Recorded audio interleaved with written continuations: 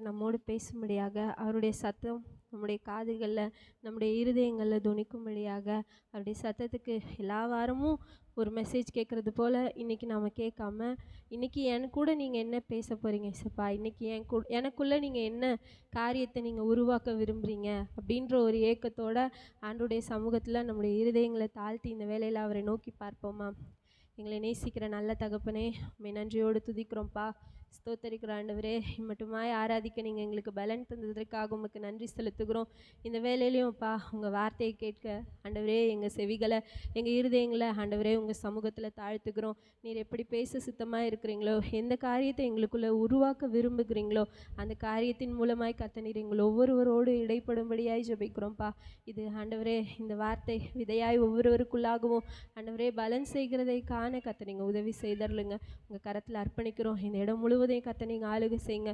ஒவ்வொருடைய சிந்தனைகளையும் இருதயங்களையும் கர்த்தர் நீங்கள் ஆளுகை செய்யும்படியாய் ஜெபிக்கிறோம். வேறு சிந்தனைக்கு இடம் கொடுக்காமல் ஆண்டவரே உங்களுடைய சத்தத்தை கேட்கிறதற்கு முழுவதுமாய் ஆண்டவரே இந்த வேலையில் செவியும் இருதயத்தை நாங்கள் உங்கள் பக்கமாய் திருப்புகிறோம். நீங்கள் ஆளுகை செய்து வழி நடத்துங்க. இயேசு கிறிஸ்துவின் நாமத்தில் ஜெபிக்கிறோம் எங்கள் ஜீவனுள்ள நல்ல பிதாவே. எத்தனை பேர் ஆராதனையில் ஒவ்வொரு வார்த்தையும் நோட் பண்ணீங்க? ஒரு வார்த்தை சொன்னாங்க, நோட் பண்ணிங்களா? இருதயத்தை ஆண்டவர் சதையாக எங்களுக்கு மாற்றி தரணும், இருதயத்தை ஆண்டவர் பக்குவப்படுத்தி தரணும் அப்படின்னு சொல்லி அந்த வார்த்தை சொன்னாங்க. அதை தான் இன்றைக்கும் நம்ம மெசேஜில் கேட்க போகிறோம். எடுத்துக்கொள்வோம். யோவான் எழுதின சுவிசேஷம் 2வது அதிகாரம் 24-25 வசனம். யோவான் எழுதின சுவிசேஷம் எக்ஸாம் இருக்கிறனால இதை ரீட் பண்ணும்போது இந்த 2 வசனம் ஒவ்வொரு தடவை வாசிக்கும் போது, ஒரு 3-4 தடவை இந்த வசனம் வாசிக்கும் போது இந்த வசனத்தை நின்று அப்படியே யோசிக்கிற மாதிரி இந்த வசனம் இருந்தது. அதனால் இதை இன்றைக்கி தியானிக்கலாம் அப்படின்னு சொல்லிட்டு எடுத்துகிட்டு வந்திருக்கோம். வாசிக்கலாம். யோவான் எழுதின சுவிசேஷம் 2வது அதிகாரம் 24-25 வசனம். அப்படி இருந்தும் இயேசு எல்லாரையும் அறிந்திருந்தபடியால் அவர்களை நம்பி இணங்கவில்லை. எல்லாரையும் ஏசப்பா அறிஞ்சிருந்ததுனால ஒருத்தரையும் நம்பி இணங்கவில்லை அப்படின்னு எழுதியிருக்கு.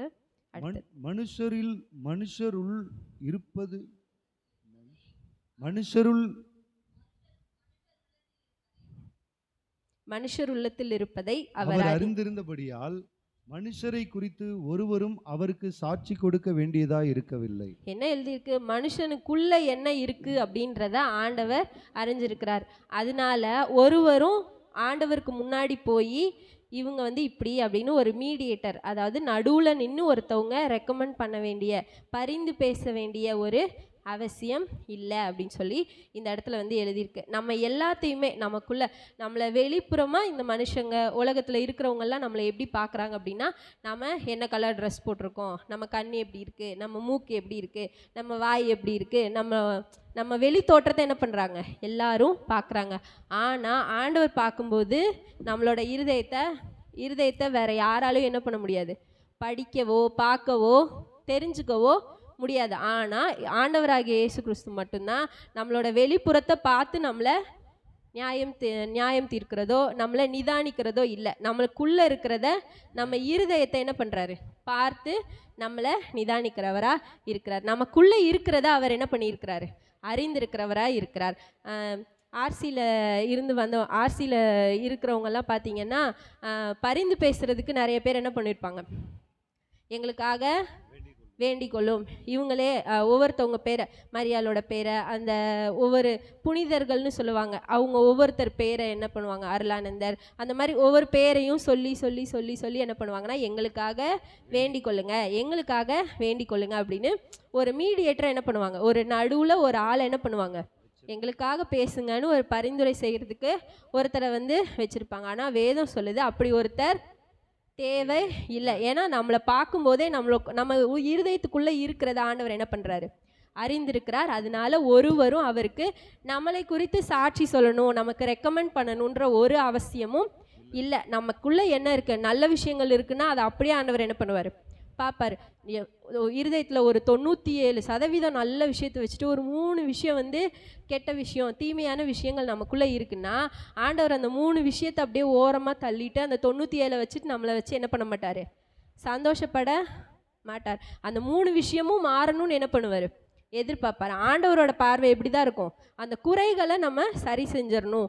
ஆண்டவரோட பார்வையில் நம்ம குறை இல்லாதவர்களாய் பிழை இல்லாதவர்களாய் இருக்கணும் அப்படின்னு தான் ஆண்டவர் என்ன பண்ணுவார், விரும்புவார். அதனால மனுஷங்க பார்க்குற மாதிரி ஆண்டவர் என்ன பண்ண மாட்டார், பார்க்க மாட்டார். அவர் பார்க்குறது எல்லாமே அப்படியே இப்போ சாரா அப்படின்னு ஆண்டவர் பார்த்தாருன்னா என் இருதயம் எப்படி இருக்குது, என் இருதயத்தில் எந்த அளவுக்கு நான் ஆண்டவருக்கு பிரியமானதை செய்கிறேன், என் இருதயம் அவருக்கு செம்மையானதாக இருக்கா அப்படின்றது தான் ஆண்டவர் என்ன பண்ணுவார், பார்ப்பார். இந்த சரீரத்தை என்னோட பேரை வச்சு ஆண்டவர் சாரா அப்படின்னா இந்த வெளி சரீரம் இல்லை அப்படின்னு ஆண்டவருக்கு எப்படி பார்ப்பாருன்னா நம்ம இருதயத்தை தான் நம்மளோட பேரா, உங்கள் பேரை வச்சு உங்களோட சரீரத்தை ஆண்டவர் என்ன பண்ணுறதில்ல, பார்க்குறதில்ல. உங்களுக்குள்ளே இருக்கிற அந்த ஆத்மாவை தான் ஆண்டவர் அந்த பேராக என்ன பண்ணுறார். இந்த சரீரம் நம்ம மறிச்சோன்னே மண்ணுக்கு போயிடும். அப்போ அந்த பேர் யார், நமக்குள்ளே இருக்கிற அந்த ஆத்மா தான். அந்த உள்ளே இருக்கிற அந்த உள்ளான மனுஷன் இருதயம் இல்லை நம்ம உள்ளம், இது எப்படி இருக்கணும் ஆண்டவருக்கு முன்னாடி, எதெல்லாம் நம்ம சரி பண்ணணும் அப்படின்றத தான் இன்றைக்கி நம்ம பார்க்கலாம். ஏன் நம்ம இருதயத்தை நம்ம பார்க்கணும், ஏன் இருதயத்தை நம்ம டெஸ்ட் பண்ணணும் அப்படின்னு சொல்லிட்டு அப்படின்னா சங்கீதம் 9வது அதிகாரம் 7வது வசனத்தை வாசிக்கலாம். சங்கீதம் 9:7. கர்த்தரோ என்றென்றைக்கும் இருப்பார், தம்முடைய சிங்காசனத்தை நியாய தீர்ப்புக்கு ஆயத்தம் பண்ணினார். இருதயங்களையும் உள்ளிந்திரியங்களையும் சோதி தருகிறார் அப்படின்னு இருக்கும். 119 இல்லையே, சரி. ஏன் அப்படின்னா இருதயத்தை ஆண்டவர் என்ன பண்ணுறாரு அப்படின்னா சோதித்து அறிகிறவர் அப்படின்னு சொல்லிட்டு வசனத்தில் சொல்லியிருக்கு. நம்ம இருதயத்தை ஆண்டவர் இப்போ ஒவ்வொரு வாரமும் இங்கேருந்து பிரசங்கம் பண்ணுறாங்க அப்படின்னா இந்த பிரசங்கத்தை நம்ம கேட்ட உடனே அந்த வாரத்தில் நமக்கு என்ன இருக்கும், இப்போ போன வாரம் போன தடவை நான் வரும்போது பைபிள் வாசிக்கணும் அப்படி சொல்லிட்டு ஆண்டவருடைய கோல் வார்த்தை தான், அதை நம்ம கையில் எடுக்கணும்னு சொல்லும்போது எத்தனை பேர் ஃபீல் பண்ணீங்க, பைபிள் வாசிக்கிறதுக்கே ரொம்ப கஷ்டமாக இருந்தது அப்படின்னு ஃபீல் பண்ணீங்களா? நான் பைபிளே வாசிக்கலை, கேட்டதோட சரி அப்படியே எங்கேயும் மூடி வச்சுட்டு போயிட்டேன் அப்படின்னு நினச்சிங்களா? ஒரு விஷயத்தை இங்கேருந்து ஆண்டவருக்காக ஒரு விஷயத்தை இங்கேருந்து இல்லை, நம்ம ஒரு முடிவை எடுக்கிறோம், ஆண்டவருக்காக ஒன்று செய்யணும்னு எடுக்கும்போது அந்த இதை நம்ம கேட்டுட்டு நம்ம செயல்படுத்தணும்னு நினைக்கும்போது நமக்கு என்ன வரும், ஒரு டெஸ்ட் வரும். அது மாதிரி தான் இருதயத்தை ஆண்டவர் என்ன பண்ணுவார், ஒவ்வொரு நாளும் நம்மளோட வாழ்க்கையில் ஒவ்வொரு நாள் என்ன பண்ணுவார்னா சோதித்து பார்க்குறார். நம்ம ரட்சிக்கப்பட்டிருக்கோம், ரட்சிக்கப்பட்டதுலேருந்து இன்றைக்கி வர எவ்வளோ நாள் இருக்கும், ஒவ்வொருத்தருக்கும் ஒவ்வொரு காலம் இருக்கும். 10 வருஷம் இருக்கலாம், 20 வருஷம் இருக்கலாம், 30 வருஷம் இருக்கலாம், இந்த மாதிரிலாம் வருஷங்கள் அதிகமாக இருக்கலாம். ஆனால் ரட்சிக்கப்பட்டதுலேருந்து இன்றைக்கி வர நமக்குள்ளே என்ன மாற்றம் நடந்திருக்கு, வெளியே நம்ம ஒயிட் சாரி போடுறதுனாலையோ இல்லை ஜுவல்லெல்லாம் கலட்டினதுனாலையோ அந்த மாற்றத்தை பெருசாக ஆண்டவர் என்ன பண்ணுறதில்ல, பார்க்குறதில்ல. நம்ம இருதயம் ரட்சிக்கப்பட்டதுலேருந்து இதுவரை எவ்வளோ மாறி இருக்குது அப்படின்றத தான் ஆண்டவர் என்ன பண்ணுறாரு, சோதித்து பார்க்குறாரு. நாளுக்கு நாள் நாம் மாறணும், நம்ம அந்த டெஸ்ட்டில் பாஸ் ஆகணும் அப்படின்னு ஆண்டவர் என்ன பண்ணுறாரு, நம்மளை சோதித்து பார்க்குறவராக இருக்கிறார். நம்ம உள்ளத்தில் என்ன இருக்குன்னு அவர் என்ன பண்ணுறாரு, ரட்சிக்கப்பட்டதுலேருந்து இதுவரை மாற்றம் இருக்கா அப்படின்னு ஆண்டவர் எதிர்பார்க்குறவராக இருக்கிறார். எத்தனை பேர் இந்த ராஜுவின் இருதயம் அப்படின்ற ஒரு கைப்பிரதி அந்த ட்ராக்ஸ் பார்த்துருக்கீங்க? முன்னாடிலாம் அதை தான் அதிகமாக கொடுப்பாங்க. ட்ராக்ஸ் வெளி ஊழியத்துக்கு போகும்போது பார்த்துருக்கீங்களா, ராஜுவின் இருதயம் அப்படின்னு ஒரு ட்ராக்ஸ், ஒரு 6-7 பேஜ் இருக்கிற மாதிரி ஒரு பக்கம். யாருமே பார்த்தது இல்லையா? ராஜுவின் இருதயம் அப்படின்னு போட்டு ஒரு மனுஷனோட முகம் மட்டும் இருக்கும், இருதயம் போட்டிருக்கும். அந்த இயேசு இல்லாத இருதயம் எப்படி இருக்கும், இயேசு வந்ததுக்கப்புறம் அந்த இருதயம் எப்படி இருக்கும்னா அந்த புக் ஃபுல்லாக எழுதியிருக்கும். இயேசு இல்லாத போது அந்த இருதயத்தில் என்னெல்லாம் இருக்கும் அப்படின்னு சொல்லி அந்த இதில் போட்டிருக்கோம். என்னெல்லாம் இருக்கும் அப்படின்னா மயில் உள்ளே இருக்கும், பாம்பு உள்ளே இருக்கும், பன்றி உள்ளே இருக்கும், நாய் உள்ளே இருக்கும், சர்ப்பம் உள்ளே இருக்கும், புலி உள்ளே இருக்கும். இந்த மாதிரி ஆண்டவருக்கு பிரியமில்லாத அதெல்லாம் ஒவ்வொரு காரியங்களுக்கு உவமையாக அந்த இருதயத்துக்குள்ளே போட்டு இருக்கும். அன்னைக்கு ரட்சிக்கப்படுறது என்னதான் அப்படின்னு கைப்பிரதி மூலமாக சொல்லியிருக்காங்கன்னா இருதயத்தில் வர்ற மாற்றம் தான் ரட்சிப்பு அப்படின்னு கைப்பிரதியை அன்னைக்கெல்லாம் என்ன பண்ணியிருக்காங்க, கொடுத்துருக்காங்க. இன்றைக்கி நிறையா தனிமையில் இருக்கும்போது துணையாக இருப்பார். அப்புறம் ஒவ்வொரு கைப்பிரதி நம்ம பார்க்குறோம். ஆனால் அன்னைக்கு நானே பார்த்துருக்கேன் அந்த இந்த வசனத்தை வாசித்தோன்னே எனக்கு அந்த புக்கு தான் சின்ன வயசில் நான் பார்த்தது. அந்த புக்கு எனக்கு ஞாபகம் வந்துச்சு. அந்த இருதயத்துக்குள்ளே ஆண்டவருக்கு பிரியமில்லாத ஒவ்வொரு காரியமும் ஒவ்வொரு மிருகத்துக்கு ஒப்புமையாக சொல்லியிருக்கும். ஆண்டவரை இருதயத்துக்குள்ளே வெல்கம் பண்ணதுக்கப்புறம் ஆண்டவர் உள்ளே வந்ததுக்கப்புறம் இந்த இருதயத்துக்குள்ளே இருக்கிற இந்த பாம்பு, பன்றி, நாய் இந்த மாதிரியான குணங்கள் அதெல்லாம் என்ன பண்ணிடும் அப்படின்னா வெளியே போயிடும் அப்படின்னு சொல்லிட்டு அந்த இதில் அந்த புக்கில் வந்து எக்ஸ்பிளைன் பண்ணியிருப்பாங்க. இன்றைக்கும் அந்த அந்த காரியங்களோட உவமையாக சொல்லும்போது அது ஈஸியாக இருக்குன்றதுக்காக ஒவ்வொன்றையும் நம்ம பார்க்கலாம். நம்ம இருதயத்துக்குள்ளே எதெல்லாம் இருக்கணும், எதெல்லாம் இருக்கக்கூடாது.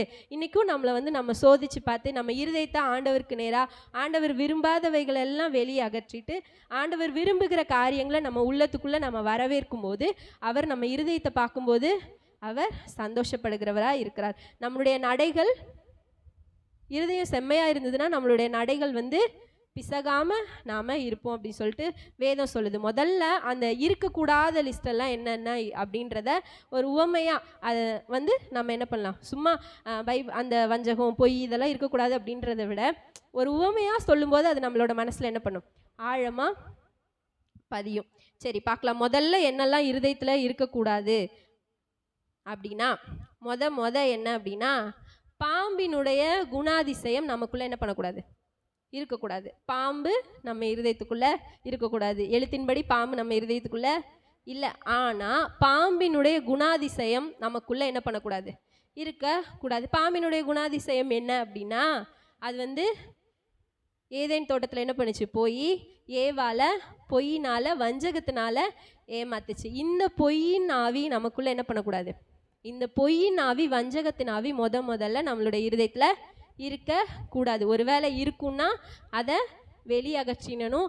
அந்த ஆவிக்கு நாம் எப்போதும் எப்படி இருக்கணும், விழிப்பாக இருக்கணும். அது நம்ம அந்த பொய்யின் ஆவி நமக்குள்ளே வந்துடாத மாதிரி நாம் அந்த பொய்யின் ஆவிக்கு இணங்கி நம்ம பொய் சொல்லனாலும் பொய் சொல்கிறவங்களுக்கு சப்போர்ட்டாக என்ன பண்ணிடக்கூடாது, இருந்துடக்கூடாது. இந்த மாதிரி பொய்யின் ஆவிக்கு முதலாவது நாம் என்ன பண்ணணும், விலகி இருக்கணும். இந்த சர்ப்பத்தின் ஆவி எதை குறிப்பிடுது அப்படின்னா இந்த வஞ்சகத்தின் பொய்யின் ஆவிக்கு உவமையாக சொல்லியிருக்கு. 2 கொரிந்தியர் 11வது அதிகாரம் 3வது வசனத்தில் சொல்லியிருக்கு.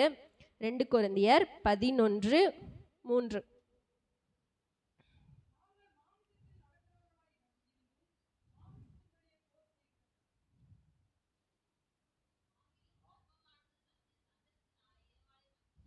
சர்ப்பம் தந்திரத்தினால ஏவாளை என்ன பண்ணுச்சான், வஞ்சிச்சது அப்படின்னு சொல்லிட்டு இந்த இடத்துல எழுதியிருக்கு. இந்த பொய்யின் ஆவிக்கு இந்த வஞ்சகத்தின் ஆவிக்கு நாம் இடம் கொடுத்தோம் அப்படின்னா ஏவாளை போல நாமளும் ஏமாற்றப்பட்டவர்களாய் நாமளும் மாறிடுவோம். நம்மளோட இருதயத்தில் முதல்ல இருக்கவே கூடாத ஒரு விஷயம் என்னென்னா, நாமளும் பொய் சொல்லக்கூடாது, நாமளும் வஞ்சிக்கிறதான ஒரு காரியத்துக்குள்ளே இருக்கக்கூடாது அப்படின்னா. அந்த பிளாக் அண்ட் ஒயிட் பிக்சர்,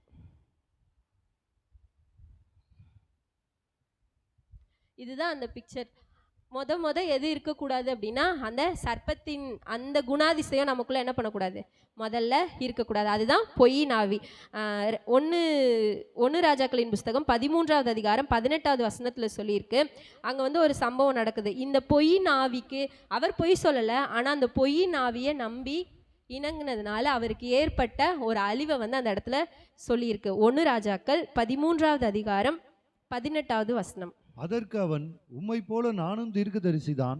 அவன் அப்பம் புசித்து தண்ணீர் குடிக்க நீர் அவனை திருப்பி உன் வீட்டுக்கு அழைத்து கொண்டு வா என்று ஒரு தூதன் கர்த்தருடைய வார்த்தையாக என்னோடே சொன்னான் என்று அவனிடத்திலே பொய் சொன்னான். யார்கிட்ட சொன்னா அப்படின்னா, ஆண்டவர் வந்து அந்த இஸ்ரவேல் ராஜ்யம் வந்து 2ஆக பிரியுது.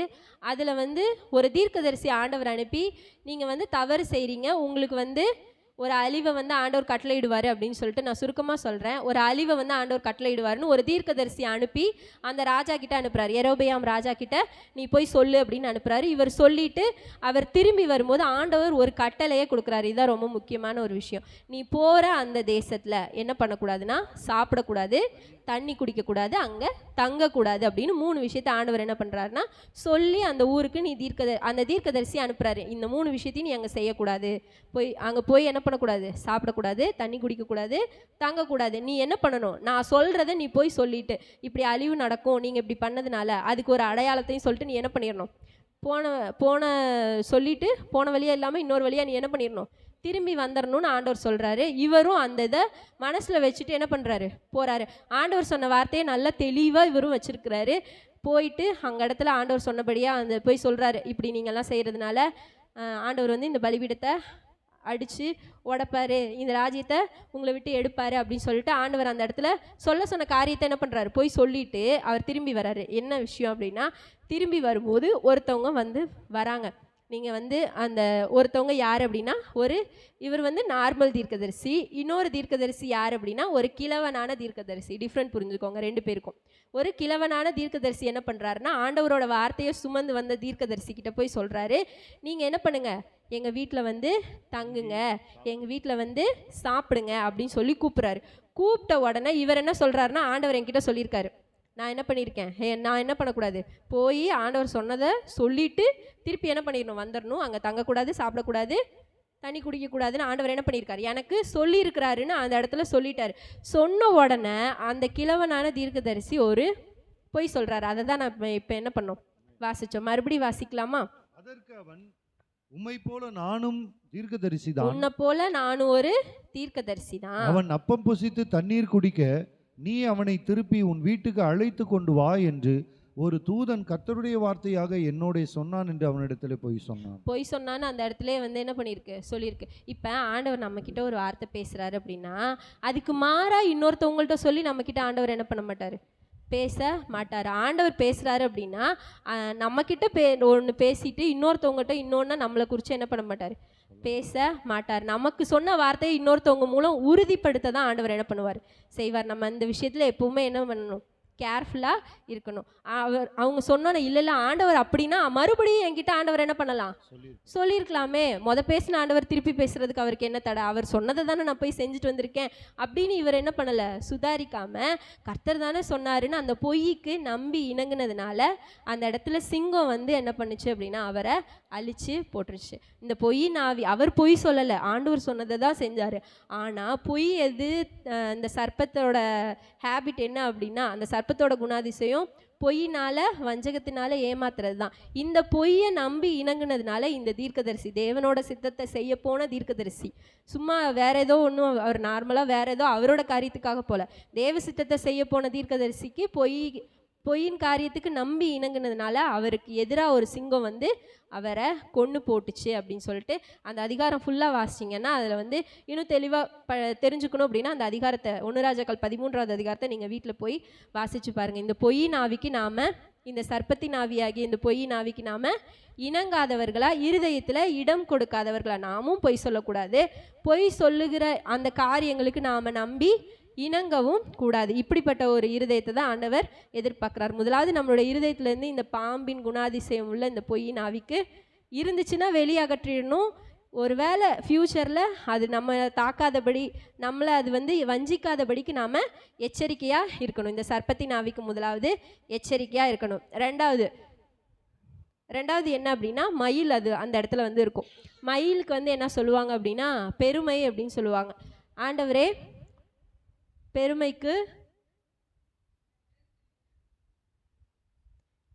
ஆண்டவர் எப்படி இருக்கிறார், எதிர்த்து நிற்கிறவராய் இருக்கிறார். ஆண்டவருக்கு தாழ்மை உள்ளவர்களுக்கு தான் ஆண்டவர் என்ன பண்ணுவார், கிருபை அளிக்கிறார். இந்த பெருமையை ஆண்டவர் ஒருபோதும் என்கரேஜ் பண்ணுறதே இல்லை, அதை வந்து ஆண்டவர் என்ன பண்ணுறதில்ல, அதை ஆதரிக்கிறதே இல்லை. ஆண்டவர் எப்போவுமே பெருமைக்கு வந்து எதிர்த்து நிற்கிறார். அந்த பெருமை, மயிலினுடைய குணாதிசயம் என்னென்னா அதோட அழகை அதை அப்படியே என்ன பண்ணும், விரித்து பெருமையாக என்ன பண்ணும், நின்று அப்படியே அந்த இடத்துல வந்து ஆடும். எல்லாரோட கண்ணும் அது மேலே என்ன பண்ணும், போகும். இதை வந்து பெருமைக்கு அடையாளமாக என்ன பண்ணுவாங்கன்னா சொல்லுவாங்க. இந்த மயிலினுடைய குணாதிசயம் என்னென்னா பெருமை நமக்குள்ளே என்ன பண்ணக்கூடாது, ஒருபோதும் இருக்கவே கூடாது. தானியேலின் புஸ்தகம் 4வது அதிகாரம், அந்த இடத்துல பெருமையான ஒரு எண்ணம், ஒரு நினைவு தான் எப்படி ஒரு அழிவு கொண்டு வந்துச்சுன்னு அந்த இடத்துல எழுதியிருக்கு. தானியேலின் புஸ்தகம் 4வது அதிகாரம் 29-30 வசனங்களே வாசிப்போம். 12 மாதம் சென்ற பின்பு ராஜா பாபிலோன் ராஜ்யத்தின் அரண்மனை மேல் உலாவிக் கொண்டிருக்கும் போது, இது என் வல்லமையின் பராக்கிரமத்தினால் என் மகிமை பிரதாபத்துக்கென்று ராஜ்யத்துக்கு அரண்மனையாக நான் கட்டின மகா பாபிலோன் அல்லவா என்று சொன்னான். நான் கட்டின மகா பாபிலோன் அப்படின்னு சொல்லிட்டு இது யாரு சொன்னா அப்படின்னா நேபுகாத் நேச்சார் என்ன பண்றாரு, அந்த மாடியில் போய் அப்படி உலாவிட்டு இருக்கும்போது அந்த ராஜ்யத்தெல்லாம் பார்த்தோன்னா அவருக்குள்ளே ரொம்ப அப்படியே ஒரு சந்தோஷம். நான் கட்டின மகா பாபிலோன் அப்படி சொல்லிட்டு அவரோட இருதயத்தில் நான்ற ஒரு பெருமை அவருக்குள்ளே வந்த உடனே அவர் வந்து வெளியே யார்கிட்டயோ ஒன்று வந்து சொல்லலாம் இல்லை, அவரோட இருதயத்தில் அவர் என்ன பண்ணுறாரு, நான் கட்டின மகா பாபிலோன் எப்படி இருக்குன்னு அவரோட இருதயத்தில் அவர் என்ன பண்ணுறாரு, அவர் நினச்சி பெருமைப்பட்ட உடனே ஆண்டவரோட வார்த்தை வருது. என்ன அப்படின்னா 33வது வசனத்தில் வாசிப்போம்.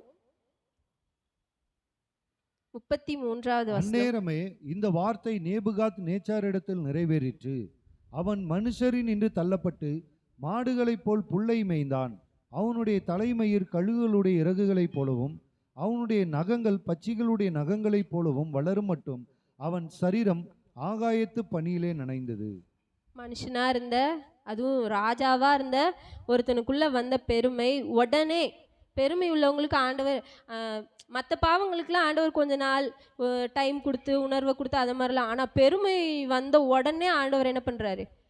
அவர் வந்து கிரியை செய்வார். உடனே வந்து டக்குன்னு அந்த பெருமை வந்து மேற்கொள்ளாதபடிக்கு ஆண்டவர் உடனே வந்து அவனை என்ன பண்ணார்? மனுஷனாக இருக்கிறான், அவன் வந்து ராஜாவாக இருக்கிறான், ராஜாவோட ஸ்தானத்துலேருந்து அவனை தள்ளி புல்லை தின்கிற மாட்டின் சாயலுக்கு ஒப்ப ஆண்டவர் என்ன பண்ணார் அப்படின்னா தள்ளினார் அப்படின்னு சொல்லி 3 வருஷம் அவர் வந்து என்ன எப்படி இருந்தாருன்னா புல்லை திங்கிற ஒரு மாடு போல இருந்தாராம். மறுபடியும் அவன் அடுத்த வசனங்களை வாசிக்கும் போது அவனுக்கு மறுபடியும் புத்தி தெளிந்த போது அவனோட ராஜ்யபாரத்துக்கு மறுபடியும் அவர் திரும்பி வந்தார் அப்படின்னு சொல்லி எழுதியிருக்கு. இது மாதிரி பெருமை, அந்த மயிலினுடைய குணாதிசயம் என்ன அப்படின்னா பெருமை. இந்த பெருமையின் ஆவிக்கு நம்ம இருதயத்தில் நாம் இடம் கொடாதவர்களாக இருக்கணும். முதல்ல பாம்பின் குணாதிசயம் என்ன அப்படின்னா பொய்யின் வஞ்சகத்தின் ஆவி. இந்த ஆவிக்கு நம்ம இடம் கொடுக்க கூடாது. ரெண்டாவது மயில், இந்த பெருமையின் ஆவிக்கு நம்ம என்ன பண்ணக்கூடாது? இடம் கொடுக்க கூடாது. லூசிஃபரும் அதே மாதிரி தான். நான் வானத்துக்கு ஏறுவேன், தேவர்களுக்கு ஒப்பாவேன்னு சொன்ன இருதயத்தில், அவரும் இருதயத்தில் தான் என்ன பண்ணியிருக்காரு? நினச்ச மாத்திரத்தில் ஆண்டவர் வானத்துல இருந்து கீழே என்ன பண்ணார்? தள்ளி போட்டார். அதனால பெருமைக்கு ஆண்டவர் எதிர்த்து நிற்கிறவராக இருக்கிறார். எந்த சூழ்நிலைமையிலையும் நான் கட்டின மகாபாபிலோன் அவர் சொன்ன மாதிரி நான் சம்பாதிச்சது தான், நான் போய் தேடி எனக்கு கிடைச்சது தான், என்னால் இல்லைன்னா இந்த வீடு இப்படி இருந்திருக்குமா, இவங்க இப்படி வந்திருப்பாங்களா, நான் தான் எல்லாத்துக்கும் காரணம்னு நம்மளை எப்போவும் என்ன பண்ணக்கூடாது? உயர்த்தக்கூடாது. நம்ம இருதயத்தில் எப்போவுமே உயர்ந்திருக்க வேண்டிய ஒன்றே ஒன்று ஆண்டவருடைய நாம மாத்திரம்தான். அவருடைய சிலுவையை தான் நாம் உயர்த்துகிறவர்களாய் நினைக்க. நமக்கு கிடைச்ச மிகப்பெரிய வாக்கியம் நாம் இயேசு கிறிஸ்துவை அறிகிற அறிவை அடைந்தது. இதை விட பெருமைப்படுறதுக்கு ஒரு காரியம் இந்த பூமியில் இல்லை. அவ்வளோ படித்த பவுலே என்ன சொல்கிறாரு அப்படின்னா எல்லாவற்றையும் நான் நஷ்டமும் குப்பையுமாக எண்ணுகிறேன்னு சொல்லியிருக்கிறாரு. அப்படிப்பட்ட அவ்வளோ நாலேஜ் உள்ள பவுலே அப்படி சொல்லும்போது நமக்கு இருக்கிறதுலாம் அவரோடதுல 0.1 இல்லைன்னா அந்த மாதிரி தான் நமக்கு இருக்கும். ஆனால் இதை வச்சுட்டு நம்ம என்ன பண்ணிகிட்டு இருக்கோம்? ஒரு சில நேரத்தில் பெருமைன்னு என்ன வெளியில் நான் தான் அப்படின்னு சொல்லலைனாலும் இருதயத்தில் என்ன பண்ணிடுது? அப்பப்போ நான் தான் அப்படின்ற எண்ணம் என்ன பண்ணிடுது? வந்துடுது. இதுக்கு நம்ம இடம் கொடுக்காம ஒரு வேளை வந்தாலும் கடிஞ்சு கொண்டு நம்மளே என்ன பண்ணிடணும்? நம்ம இருதயத்தை இல்லை ஆண்டவர் தான் உனக்கு மேலே, ஆண்டவர் செஞ்சது தான் எல்லா நன்மைக்கும் காரணராக அவரை என்ன பண்ணிடணும்? நாம் உயர்த்துகிறவர்களாக இருக்கும்போது இந்த மயிலினுடைய குணாதிசயமாகிய இந்த பெருமையின் ஆவி நமக்குள்ளே வராமல் இருக்கும். ரெண்டாவது மயிலோட குணாதிசயம் நமக்குள்ளே இருக்கக்கூடாது. மூணாவது இந்த தவளை கத்தும்போது எனக்கு எனக்கு எனக்கு அப்படின்னு தவளை கத்துமா. இது தவளையோட குணாதிசயத்தை எதோட ஒப்பிடுவாங்க அப்படின்னா சுயநலம் அப்படின்னு சொல்லுவாங்க. கடைசி காலத்தில் சுயநலம் உள்ளவர்களாக மாறிடுவாங்க. தேவ பிரியராக இல்லாமல் சுகபோக பிரியர்களாக கடைசி காலத்தில் மாறிடுவாங்கன்னு நமக்கு நிருபங்களில் வசனங்களை நாம் வாசிக்க முடியும். இந்த சுயநலம் நமக்குள்ளே என்ன பண்ணக்கூடாது? இருக்கக்கூடாது. எல்லாரையும் நம்ம நேசிக்கிறவங்களா இருக்கணும். நம்மளால் முடிஞ்சதே எல்லாருக்கும் செய்கிறவர்களாக நாம் இருக்கணும். இந்த சுயநலம் உள்ளவர்களா நமக்கு என்ன தேவையோ அது போக மீதி உள்ளதை ஆண்டவரோட காரியங்களுக்கோ ஆண்டவருக்குரிய ஏழை எளியவங்களுக்கோ ஏதோ ஒன்றுக்கு நம்ம என்ன பண்ணணும்? கொடுக்கணும். நமக்கு மேலே மேலே மேலே மேலே இந்த பொருளாசை உள்ளவர்களா எல்லாம் எனக்கு தான், எனக்கு இது வேணும், எதுவுமே அடுத்தவங்களை யோசிக்காமல் எனக்கு, நான், என் பிள்ளைங்க, என் வீடு, இப்படின்ற குணாதிசயத்தில் நம்ம என்ன பண்ணிடக்கூடாது? நம்மளை சுருக்கிட கூடாது. எல்லாவற்றையும் நம்மளோட நினைவில் எப்பவும் ஊழியம் நம்மளோட நினைவில் இருக்கணும். நம்மளை சுற்றி இருக்கிற ஏழை எளியவங்கெல்லாம் நம்மளோட நினைவில் இந்த மாதிரி குணாதிசயம் உடையவர்களாக நாம் இருக்கணும். இந்த தவளையோட குணம் என்னென்னா நான், எனக்கு எனக்கு எனக்கு அப்படின்ற ஒரு எண்ணம் தவளைக்குள்ளே இருக்குமா. அதனால தவளையோட குணாதிசயம் என்னன்னா இந்த சுயநலம். இது நமக்குள்ளே இருக்கக்கூடாது. மன்னாவை தேவன் என்ன பண்ணார்? வானத்துலேருந்து இந்த பூமியில் பொழிஞ்சார். பொழியும் போது ஆண்டவர் என்ன சொன்னார்? அவனவனுக்கு எவ்வளோ தேவையோ நீங்கள் போய் என்ன பண்ணணும்? பொறுக்கி எடுத்துக்கோங்க. ஒரே ஒரு நாள் மட்டும் அதிகமாக எடுக்க சொன்னார். என்னென்னா சனிக்கிழமை நீங்கள் என்ன பண்ணிக்கணும்? 6வது நாள் நீங்கள் அதிகமாக சேர்த்துக்கணும். ஏன்னா 7வது நாள் ஓய்ந்திருக்கிற நாள். அன்னைக்கு மட்டும் அதிகமாக சேர்த்தது பூச்சி பிடிக்காது அப்படின்னு சொல்லி, அந்த நாத்தம் எடுக்காது, பூச்சி பிடிக்காது, அது வேஸ்ட் ஆகாது அப்படின்னு சொல்லி ஆண்டவர் சொல்லியிருந்தார். ஆனால் இந்த இஸ்ரவேல் ஜனங்கள் தேவையானதான், தேவைக்கு மீறி என்ன பண்ணாங்க, சேர்த்து வச்சாங்க. அது அவங்களால சாப்பிட முடிஞ்சிச்சா? இல்லை. அடுத்த நாள் போய் பார்க்கும்போது அது பூச்சி பிடிச்சி நாத்தம் எடுத்து அங்கே வந்து அதை அவங்களால என்ன பண்ண முடியல, அனுபவிக்க முடியல. நமக்கு மிஞ்சி நம்ம நிறைய இது பண்ணுறதும் நம்மளால் என்ன பண்ண முடியாது. நிறைய மாடி மேலே மாடி எல்லாமே வச்சுருப்பாங்க, அவங்களால நல்லா சாப்பிடவே என்ன பண்ண முடியாது. எல்லாத்தையும் அவங்களால என்ன பண்ண, சுகர் இருக்கும், பிபி இருக்கும், இதுதான் சாப்பிடணும், இப்படி அப்படிலாம் என்ன பண்ணிடுவாங்க, மாறிடுவாங்க. நம்ம சுயநலம் இல்லாதவர்களாக இருக்கும்போது நமக்குரியதான் ஆண்டவர் நமக்கு என்ன பண்ணுவார், தருகிற மண்ணா எல்லாருக்குமே அவங்களுக்கு தேவையானதை தான் ஆண்டவர் எடுத்துக்க சொன்னார். ஆனால் அதிகமாக எடுத்தவங்களுக்கு அதை என்ன பண்ண முடியல, அனுபவிக்க முடியல. இந்த தவளையோட குணம் என்ன அப்படின்னா, சுயநலம் நமக்குள்ளே இருக்கக்கூடாது. அப்படி ஒரு குணம் நமக்குள்ளே இருக்குன்னா அதை நம்ம என்ன பண்ணணும், நம்ம இருதயத்தை விட்டு வெளியே போன்னு சொல்லி வெளியே அகற்ற வேணும். முதல்ல இந்த பாம்பினுடைய குணாதிசயமான பொய், இந்த வஞ்சகத்தை நாவியை நம்மளை விட்டு அகற்றிக்கணும். ரெண்டாவது, மயிலுக்கு ஒப்புமையாக இருக்கிற இந்த பெருமையின் ஆவியை நம்மளை விட்டு அகற்றுகிறவர்களாக இருக்கணும். மூணாவது, தவளைக்கு ஒப்புமையாக இருக்கிற சுயநலத்தை நம்மளை விட்டு அகற்றுகிறவர்களாக இருக்கணும். நாலாவது, நாய் என்ன அப்படின்னா, வசனமே சொல்லுது, 2 பேதுரு 2வது அதிகாரம் 22வது வசனத்தில் வாசிக்கும் போது அங்கே சொல்லியிருக்கு. 2 பேதுரு 2வது அதிகாரம் 22வது வசனம். நாய் தான் கக்கினதை தின்னவும் கழுவப்பட்ட பன்றி சேற்றிலே புரளவும் திரும்பினது. என்ன சொல்லியிருக்குன்னா, நாய் வந்து தான் கக்கினதை மறுபடியும் என்ன பண்ணுமா, போய் சாப்பிடும் அப்படின்னு சொல்லியிருக்கு. நாய் தெரியலையா, இந்த இருக்குல்ல, அதுதான் நாய். அந்த குச்சி மாதிரி இருக்கா, அது பக்கத்தில் இருக்கிறது தான் நாய். நாயோட குணாதிசயம் என்னென்னா, அது சாப்பிட்டதை வாமிட் பண்ணிடும், மறுபடியும் என்ன பண்ணுவோம், அதை சாப்பிடும். இது எவ்வளோ ஒரு அருவருப்பான ஒரு விஷயம். இதுக்கு ஒப்புமையாக தான் நம்மளோட வாழ்க்கையிலையும் நம்ம என்ன பண்ணிகிட்டு இருக்கோம். பின்மாற்றத்துக்கு அடையாளமாக தான் இந்த நாயை வந்து சொல்லுவாங்க. நாய் என்ன பண்ணும் அப்படின்னா, அது கக்குனதை மறுபடியும் சாப்பிடும். நாமளும் ரட்சிக்கப்பட்ட நாளில் ஞானஸ்தானம் எடுக்கும்போது, இல்லை சபையில் வந்து வார்த்தைகளை கேட்கும்போது, இதை செய்ய மாட்டேன், இன்றைக்கி நம்ம ஆராதனையில் வந்து நம்மளை அர்ப்பணித்து நான் இப்படி வாழ்வேன்னு தீர்மானம் எடுக்கிறோம், இதெல்லாம் விடுவேன்னு தீர்மானம் எடுக்கிறோம்ல, இப்படி நம்ம தீர்மானம் எடுத்துகிட்டு இதை விட்டுறேன், அதெல்லாம் விட்ட காரியத்தை ஆண்டவருக்காக நான் என்னை மாற்றிக்கிறேன் அப்படின்னு சொல்லி விட்ட காரியத்தை மறுபடியும் போய் நம்ம திருப்பி செய்கிறோம்ல, இது வந்து எதுக்கு ஒப்புமை அப்படின்னா, நாய் கக்குனதை மறுபடியும் அது சாப்பிட்றதுக்கு ஒப்புமை. இந்த பின்மாற்றத்தின் ஆவிக்கு நாம் இடம் கொடுக்கிறவர்களாக இருக்கக்கூடாது. இந்த நாயினுடைய குணாதிசயம் என்ன அப்படின்னா, பின்மாற்றத்துக்கு ஒப்புமையாக இருக்குது. இந்த பின்மாற்றத்துக்கு நம்ம இருதயத்தை என்ன பண்ணக்கூடாது, நாம் ஒப்பு கொடுக்க கூடாது. இந்த பின்மாற்றத்தின் ஆவி நம்மளை மேற்கொள்ளாமல் இருக்க ஒவ்வொரு நாளும் நாம் ஆண்டவர் இடத்துல ஒருபோதும் அந்த எடுத்த தீர்மானங்களில் ஆண்டவருக்காக நம்ம எடுத்து வச்ச அந்த ஸ்டெப்பில் எப்படி இருக்கணும், உறுதியாக நாம் இருக்கும்போது இந்த நாயோட குணாதிசயமாகிய பின்மாற்றம் நமக்குள்ளே வராமல் இருக்கும். நாலாவதா, நாயினுடைய குணாதிசயமாகிய பின்மாற்றம் நம்ம இருதயத்துக்குள்ளே இருக்கக்கூடாது. 5வது என்ன அப்படின்னா, பன்றி. அதே வசனத்தில் அடுத்து சொல்லியிருக்கு, கழுவப்பட்ட பன்றி மறுபடியும் போய் சேற்றில் புரளும் அப்படின்னு சொல்லி எழுதியிருக்கு. இன்னொரு வசனத்தில் சொல்லியிருக்கு, பிலிப்பியரின் புஸ்தகம், பிலிப்பியருக்கு எழுதின நிருபம் 3வது அதிகாரம் 19வது வசனத்தில் சொல்லியிருக்கு. பிலிப்பியர் 3வது அதிகாரம் 19வது வசனம். அவர்களுடைய முடிவு அழிவு, அவர்களுடைய தேவன் வயிறு, அவருடைய மகிமை அவருடைய லட்சையே, அவர்கள் பூமிக்கு அடுத்தவைகளை சிந்திக்கிறார்கள். பூமிக்கு அடுத்தவைகளை சிந்திக்கிறது. பண்ணி என்ன பண்ணும் அப்படின்னா, எப்பவுமே வானத்தை அண்ணாந்தே பார்க்காதான். நீங்கள் எந்த பண்ணியாவது வானத்தை அண்ணாந்து பார்த்து ஆண்டவரே அப்படின்னு இப்படி பார்த்ததை என்னைக்காவது பார்த்துருக்கீங்களா? எனக்கு தெரியல, அதனால தான் உங்கள்கிட்ட கேட்குறேன்.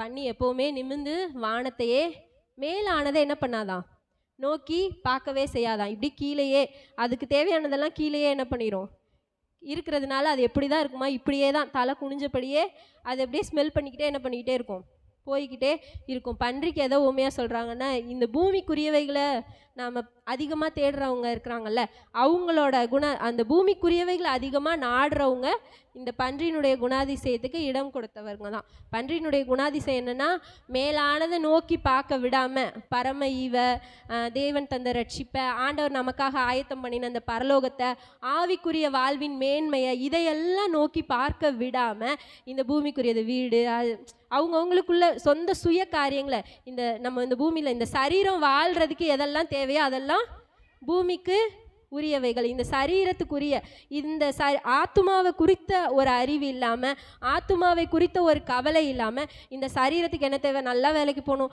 நல்லா சாப்பிடணும், நல்ல ட்ரெஸ் வேணும், நல்லா இருக்கிறதுக்கு, இந்த சரீரம் எதெல்லாம் தேவைப்படுதோ அதுக்கு இந்த தேவை தான். அதுக்காக வந்து ட்ரெஸ் இல்லாமல், இல்லை சாப்பாடு இல்லாமல், வீடு இல்லாமல் நம்மளால் என்ன பண்ண முடியாது. தேவைக்கும் ரொம்ப அதிகமாக எனக்கு அப்படின்னு சேர்த்துக்கிற அந்த பூமிக்குரிய காரியங்களை எனக்கு அதிகமாக வேணும்னு இது மேலேயே நம்ம நாட்டம் இல்லாமல், தேவைக்கு நம்ம யூஸ் பண்ணிக்கிறது நல்லது. ஆனால் நம்ம இருதயத்தை இது மேலேயே என்ன பண்ணிடக்கூடாது, இந்த பூமிக்குரிய காரியங்களே வச்சுட்டு. அது எப்படி கண்டுபிடிக்கலாம் அப்படின்னா, ஆவிக்குரிய காரியத்துக்கு ஜெபிக்கிறதுக்கோ, பைபிளை வாசிக்கிறதுக்கோ, இல்லை ஆண்டவரை தேடுறதுக்கோ, என் ஆத்துமா பரலோகத்துக்கு போகணும், இப்படி ஒரு பரலோகத்தை ஆண்டவர் எனக்காக வச்சிருக்கிறாரு, அவர் ஆவியின் கனிகள் எனக்கு தரேன்னு சொல்லியிருக்கிறாரு. இந்த பைபிளில் என்னெல்லாம் நமக்கு ஆவிக்குரிய ஆத்துமாவுக்கு தேவையானது இந்த வேதத்தில் சொல்லியிருக்கு. இது மேலே நாட்டம் இல்லாமல், இதை தேடுறதுக்கு விருப்பம் இல்லாமல், இந்த உலகத்தோட வேலைக்கும் இதுக்கெல்லாம் முக்கியத்துவம் நம்ம கொடுக்குறோம். நம்ம அது தேவை தான், ரெண்டுமே தேவை தான். எதுக்கு நாம் முக்கியத்துவம் கொடுக்குறோன்றதுல தான் நம்மளுடைய குணம் அடங்கி இருக்கு. இந்த உலகத்துக்குரியவைகளுக்கு நாம் அதிக முக்கியத்துவம் கொடுக்குறோன்னா, இந்த பன்றியினுடைய குணாதிசயத்துக்கு நாம் இடம் கொடுத்து வா அப்படின்னு உள்ளே கூப்பிட்டு இந்த பன்றியை நம்ம உள்ளே வச்சுருக்கோம் அப்படின்றது அர்த்தம். நாம் இந்த அந்த பன்னியால் மேலே நிமிர்ந்து அந்த மேலானவைகளை என்ன பண்ண முடியாது, பார்க்க முடியாது. நம்ம கீழேயே பார்த்துட்டு இருந்தால் என்னைக்கு மேலே பார்க்குறது? இதெல்லாம் அவசியம்தான். நம்ம மேலானதை நோக்கும்போது இம்மைக்குரிய காரியத்தை கர்த்தர் என்ன பண்ணுவார், சந்திக்கிறவராக இருக்கிறார். தேவைகளை ஆண்டவர் என்ன பண்ணுவார், தருவார். அதுக்காக தேவைக்கு பின்னாடி நாம் ஓடாமல் தேவனுக்கு பின்னாக நம்ம ஓட ஆரம்பித்தோன்னா, தேவைகள் நமக்கு வேண்டியது நம்மளை பின்தொடர்கிறதா இருக்கும். நமக்கு வேண்டியதை ஆண்டவர் சரியாக நாம் தேவனை தேடணும், சரியாக நாம் ஆவிக்குரிய வாழ்க்கையில் இருக்கிறோன்னா நமக்கு தேவையானவைகளை கர்த்தர் சந்திக்க அவர் நல்லவராக இருக்கிறார். இந்த பன்றியினுடைய குணாதிசயம் என்ன அப்படின்னா, மேலானவைகளை நோக்கி பார்க்க விடாமல், ஆவிக்குரிய மேன்மையை நம்ம வந்து ஏறிட்டு பார்க்கக்கூடாமல் இந்த பூமியவே நோக்கி பார்க்க வச்சு, கீழேயே நமக்கு ஒவ்வொரு காரியத்தையும் நமக்கு முன்னாடி இந்த உலகத்தையும் உலக உறவுகளையும் இதையே நமக்கு முன்னாடி கொண்டு வந்து நிறுத்தி நமக்கு வச்சிருக்கிற அந்த பரம ஈவை நாம் வந்து டேஸ்ட் பண்ண விடாமல், எனக்காக ஆண்டவர் இவ்வளோ வச்சுருக்காரா, எனக்காக ஆண்டவர் இவ்வளோ அவர் நேசித்து இந்த வேதத்தை எழுதி கொடுத்துருக்கிறார், இது எனக்காக தான் பேசியிருக்கிறாரா, இதெல்லாம் நம்மளால் என்ன பண்ண முடியாது. பூமிக்குரிய காரியத்தில் நாட்டம் வச்சுருந்தோன்னா ஆவிக்குரிய காரியத்தில் நம்மளால் மேலே நோக்கி பார்க்கவே முடியாது. இந்த ஆவிக்கு நாம் என்ன பண்ணக்கூடாது, தேவைக்கு நமக்கு வேண்டியதை ஆண்டவர் என்ன பண்ணுவார், தருவார். நாம் ஆவிக்குரிய காரியத்தை அதிகமாய் தேட இந்த பூமிக்குரியவைகளை விட்டு நாம் என்ன பண்ணுவோம், ஓய்ந்து ஆண்டவரோடு நம்ம அதிகமாக நெருங்குகிறவர்களாக இருப்போம். இந்த பன்றியினுடைய காரியம் கீழேயே பார்க்கும், மேலேயே பார்க்காது. பூமிக்குரியவைகளை நோக்கி இருக்கிற அதை மட்டுமே நாடி இருக்கிற ஆண்டவருடைய சமூகத்துக்கு கூட வராமல் பூமிக்குரிய ஒவ்வொரு வாரமும் சாட்டர்டே ப்ரேயரில் ஐயா சொல்லுவாங்க, யாரும் வந்து வேறு எந்த காரியத்துக்கும் போயிடக்கூடாது, சண்டே ப்ரேயருக்கு வரணும். இதெல்லாம் வந்து ரட்சிக்கப்பட்ட அனுபவத்தோட ஃபஸ்ட்டு ஸ்டெப்பே என்னென்னா, ஞாயிற்றுக்கிழமை ஆராதனைக்கு கண்டிப்பாக வரணுன்றது. இதுக்காக ஒவ்வொரு வாரமும் ஜெபம் பண்ணணுமா? எல்லாருக்கும் இது வந்து தெரியும் தானே, இது தெரியாமல் யாரும் என்ன பண்ணல இல்லை. ஆனால் இதுக்காக கூட ஜெபிக்கணுமாவ, எவ்வளோ விஷயங்களுக்காக இன்னும் ஜெபிக்க வேண்டியது இருக்குது. ஆனால் ஒவ்வொரு வாரமும் எல்லாரும் கண்டிப்பாக சர்ச்சுக்கு வந்துடணும், வேறு எங்கேயும் போயிடக்கூடாதுன்றதுக்காகவே ஜெபம் பண்ணணுமா? எல்லாரும் தெரிஞ்ச விஷயம் தானே, இதை கடைப்பிடிக்கலாமே அப்படின்னு எனக்கு தோணும். இதுக்காகலாம் இவ்வளோ ஒவ்வொரு வாரமும் ஜெபிக்கணுமா? ஆவிக்குரிய வளர்ச்சிக்காக ஜெபிக்கலாம், சபையோட அடுத்த நிலைமைக்காக நம்ம இவ்வளோ விஷயங்கள் இருக்கும்போது எல்லாரும் முதல்ல சர்ச்சுக்கு வரணுன்ற இதிலே நம்ம இருந்தால் எப்படி அப்படின்னு எனக்கு வந்து தோணும். அதனால் நம்ம எல்லாருமே ஞாயிற்றுக்கிழமை ஆராதனை என்ன பண்ணக்கூடாது, விட்டு விடாதவர்களா நாம் எப்போதுமே ஞாயிற்றுக்கிழமை ஆராதனை மட்டும் மிஸ் பண்ணாமல் ஆண்டோடைய சமூகத்துக்கு வருகிறவர்களா இருக்கணும். இது கூட மேலானதை நம்ம தேடுறது தான். இதுக்கு நம்ம உலகத்துக்கு இம்பார்ட்டன்ஸ் கொடுத்து ஆண்டவர் சொன்ன கட்டளையை மீறினாலும் பன்றிக்கு நம்ம இடம் கொடுத்து வாங்க என் உள்ளத்தில் உட்காந்துக்கோங்கன்னு அதெல்லாம் கூப்பிட்டு வச்சுக்கிறது மாதிரி தான். இந்த பூமிக்குரியவைகளையே அதிகமாக சிந்திக்காமல் பரலோகத்துக்குரியவைகளை ஆவிக்குரியவைகளை நாம் அதிகமாக சிந்திக்கிறவர்களாக இருக்கணும். அடுத்ததாக பார்க்கும்போது ஆமை வந்து சொல்லியிருக்கோம். ஆமை என்ன அப்படின்னா, ஆமைனாலே பொறாமை அப்படின்னு வந்து சொல்லுவாங்க. இந்த பொறாமையின் குணம் நமக்குள்ளே என்ன பண்ணக்கூடாது, இருக்கக்கூடாது. பிறனுக்குள்ளே யாதொன்றையும் இச்சியாதிருப்பாயாகன்னு வசனம் சொல்லுது. அதனால பிறனுக்குள்ளே யாதொன்றையும் நாம் இச்சியாமல் தேவனுக்குரியவைகளை ஆண்டவர் நமக்கு தந்தவைகளில் போதும் என்ற மனதுடன் கூடிய அந்த தேவ பக்தியோடு நம்மளை காத்துக்கிறவங்களா இருக்கணும். அடுத்ததாக அதில் வந்து புலி சொல்லியிருக்கோம். புலி என்ன அப்படின்னா, அது வந்து பசிச்சாலும் புல்லை சாப்பிடாது. எவ்வளோ பசி, அது யாருக்குன்னு தான் நஷ்டம், அதுக்கு தான் நஷ்டம். அதுதான் எத்தனை நாள் பட்னியாக இருக்க போகுது. இதே மாதிரி தான் நம்மளோட வாழ்க்கையிலையும் மாம்ச வைராக்கியம் பாராட்டுறதுக்கு ஒப்புமை தான் அந்த புலி. இதை நான் செய்ய மாட்டேன், இதை நான் பண்ண செத்தாலும் உங்கள் மூஞ்சியில் முழிக்க மாட்டேன், செத்தாலும் உங்கள் வீட்டுக்கு போக மாட்டேன், இந்த மாதிரி வைராக்கியம்லாம் இருக்குல்ல, இதெல்லாம் வந்து அது மாதிரி தான். இதனால நஷ்டம் யாருக்கு? நமக்கு தான். நாம் தான் இந்த மாம்ச வைராக்கியம் பாராட்டுறதுனால ஆண்டவர் இடத்துல நெருங்கி போக முடியாது, ஆண்டவருக்கு அடுத்த காரியத்தில் நம்மளை ஈடுபடுத்திக்க முடியாது. இந்த வைராக்கியம் நம்மளை அதிகமாக அதிகமாக பரலோகத்தையே என்ன பண்ணிடுவோம், நம்ம இழந்துருவோம். இந்த மாம்ச வைராக்கியம் அடுத்து நமக்குள்ளே இருக்கக்கூடாது. இந்த குணாதிசயங்கள்லாம் இல்லாமல் நம்ம இருதயத்தை நாம் காத்துக்கொள்ளணும். ஒருவேளை இருக்குன்னா இன்னைக்கு வெளியே போக சொல்லிட்டு நம்ம இருதயத்தில் என்னெல்லாம் இருக்கணும் அப்படின்றதையும் இன்றைக்கி வந்து பார்க்கலாம். ஃபஸ்ட்டு என்னெல்லாம் இருக்கக்கூடாது அப்படின்னு நான் சொன்னேன் அப்படின்னா, ஃபஸ்ட்டு என்ன சொன்னோம்? பாம்போட இருதயமாகி அந்த பொய்யினாவி நமக்குள்ளே இருக்கக்கூடாது. ரெண்டாவது, மயிலுக்குரியதான அந்த பெருமை நாவி. மயில்னு ஞாபகம் வச்சுக்காதீங்க, நான் ஒரு உவமைக்காக சொல்கிறேன். அந்த பெருமை நமக்குள்ளே இருக்கக்கூடாது அப்படின்னு.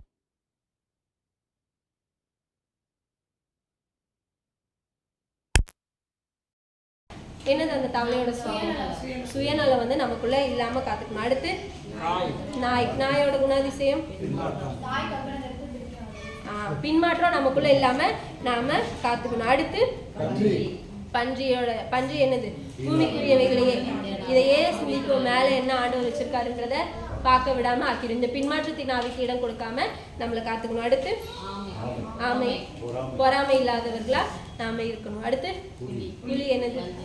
மாம்ச வைராக்கியம் பாராட்டாம ஆவிக்கு பக்தி வைராக்கியம் பாராட்டணும். ஆண்டவருக்காக நான் என்ன ஆனாலும் ஞாயிற்றுக்கிழமை ஆராதனையை விட மாட்டேன், என்ன ஆனாலும் நான் பொய் சொல்ல மாட்டேன், என்ன ஆனாலும் ஆண்டவருக்கு விரோதமா இந்த காரியத்தை நான் செய்ய மாட்டேன், இப்படி வைராக்கியம் பாராட்டலாம். இதெல்லாம் தேவனுடைய பார்வையில நமக்காக இதுக்கான பலனை ஆண்டவர் வச்சிருப்பார். ஆனால் மாம்ச வைராக்கியம் பாராட்டுகிறதுனால நம்ம ஆத்மாவே நாம இழந்து போய் ஆண்டவருக்கு அடுத்த காரியங்களையும் நம்ம பின்தங்கி போனவர்களா கடைசியில் பரலோகத்தையே நம்ம இழந்து போகிறவர்களா இருப்போம். என்ன காரியமா இருந்தாலும் நம்ம ஒரு வேளை விரோதமா இருந்தாலும் பரவாயில்ல, நாம வந்து அவங்க கூட நீ திருப்பிட்டு போனா நான் இங்கிட்டு திருப்பிட்டு போவேன், நீ இப்படி திருப்பி வந்து இருந்துக்கிட்டீங்கன்னா நான் இங்கிட்டு திரும்பி இருந்துக்குவேன், நீ அங்கிட்டு போனீங்கன்னா நான் இங்கிட்டு போவேன் அப்படின்னு நம்ம வைராக்கியம் பாராட்டாம முடிஞ்ச அளவுக்கு சமாதானத்துக்கு ஏதுவானவைகளை நாம யோசிக்கிறவர்களா, சமாதானத்தை நடப்பிக்கிறவங்களா, சமாதானத்தை பிறருக்கு கொடுக்குறவங்களா நாம இருக்கணும். நாமளே வைராக்கியம் பாராட்டிட்டு இருக்கக்கூடாது. தேவனுக்காக வைராக்கியம் பாராட்டணும், மாம்ச வைராக்கியம் பாராட்டக்கூடாது. இதெல்லாம் நம்ம இருதயத்துல இல்லாம இருக்கணும், காத்துக்கொள்ளணும். இனிமேலும் வராம நம்ம என்ன பண்ணணும்? பாதுகாத்துக்கணும். இருந்தா ஒரு வேளை இன்னைக்கே வெளியே அகற்றுகிறவர்களா இருக்கணும். அடுத்த இருதயத்துல என்னெல்லாம் இருக்கணும் அப்படின்னு சொல்லி பார்க்கலாம்.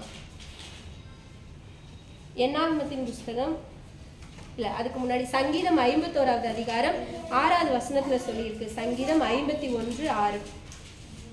இதோ உள்ளத்தில் உண்மை இருக்க விரும்புகிறேன். ஆண்டவர் விரும்புற நம்ம இருதயத்துல என்ன இருக்கணும்னு ஆண்டவர் முதல்ல விரும்புறாரு அப்படின்னா உண்மை இருக்கணும் அப்படின்னு தான் ஆண்டவர் என்ன பண்றாரு? விரும்புறாரு. எக்காரணத்தை கொண்டும் இந்த உண்மையை விட்டு நாம பின்வாங்கக்கூடாது, விலகிடக்கூடாது. சரி இந்த ஒரு விஷயத்துல மட்டும் நான் வந்து இதை மட்டும் என்னை விட்டுருங்க அப்படின்னு சொல்லிட்டு என்ன பண்ணக்கூடாது?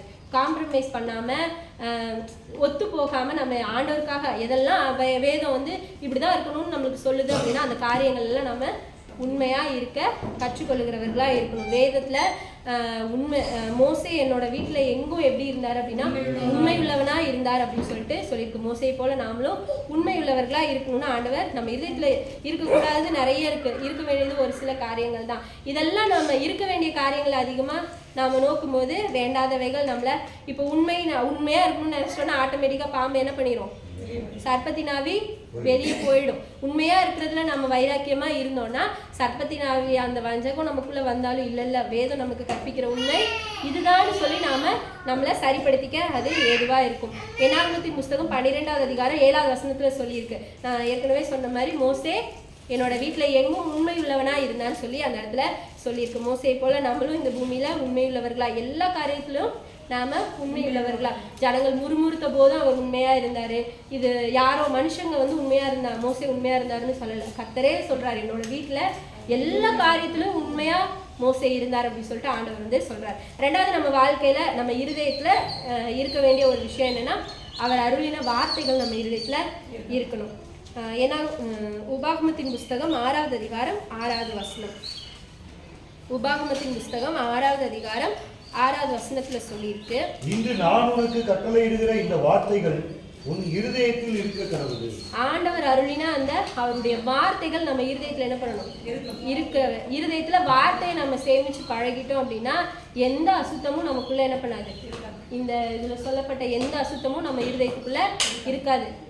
எல்லாத்துக்கும் பேசிக் என்ன அப்படின்னா வசனத்தை படிக்கணும், ஜெபம் பண்ணணும், பரிசுத்த ஆவியானவரோட உதவியோட நடக்கணும். இந்த 3 தான் நம்ம கை கொள்ள வேண்டிய முக்கியமான விஷயம். என்ன எல்லா வாரம் வந்தாலும் சும்மா பைபிளை படி, ஜெபம் பண்ணு, பரிசுத்த ஆவியானவரோட அபிஷேகத்தை பெற்றுக்கோ, இதையே சொல்றாங்களே இதையே தான் இத்தனை வருஷமும் சொன்னாங்க, இனிமேலும் அதை தான் என்ன பண்ணுவாங்க சொல்லுவாங்க. இதுக்கு மாறா, வேதத்துக்கு மாறா நடக்கிறதுக்கு சொல்றது அது வேற ஆவி உடையவர்களா இருப்பாங்க. அதனால வேதம் தான் வழி, ஜெபம் தான் வழி, பரிசுத்த ஆவியானவருடைய உதவியின் மூலமாக தான் நம்ம எப்படி போகணும். இந்த 3ஐயும் நம்ம செய்யும் போது தான் நம்ம பரலோகத்துக்கு போக முடியும். அதனால இதையே திருப்பி திருப்பி திருப்பி திருப்பி சொல்றாங்கன்னா இனிமேலும் அதை தான் வந்து யார் புதுசா யாரை கூப்பிட்டு வந்தாலும் என்னதான் பேச போறாங்க? வசனத்தை தான் பேச போறாங்க. அதனால வார்த்தையை நம்ம இருதயத்துல என்ன பண்ணணும்? நம்ம இருதயத்துல ஆழமா நம்ம அவர் அருளின அந்த வார்த்தைகள் இருக்கும்போது நம்ம ஈஸியா எதுலையும் வழி விலகி போகாம நம்மள காத்துக்கொள்ள முடியும். இப்ப இருதயத்துல இருந்து இந்த ஆவிகள் எல்லாம் நான் வெளியே அனுப்பிட்டேன், பிளைனா இருக்கு. எந்த ஒரு ஆண்டவர் விரும்புற காரியத்தை நம்ம உள்ள ஏத்துக்காம இதை வெளியே அனுப்பிட்டு நாம வெறுமையா வச்சிருந்தோம்னா நாம வெளியே துரத்தணும்ல.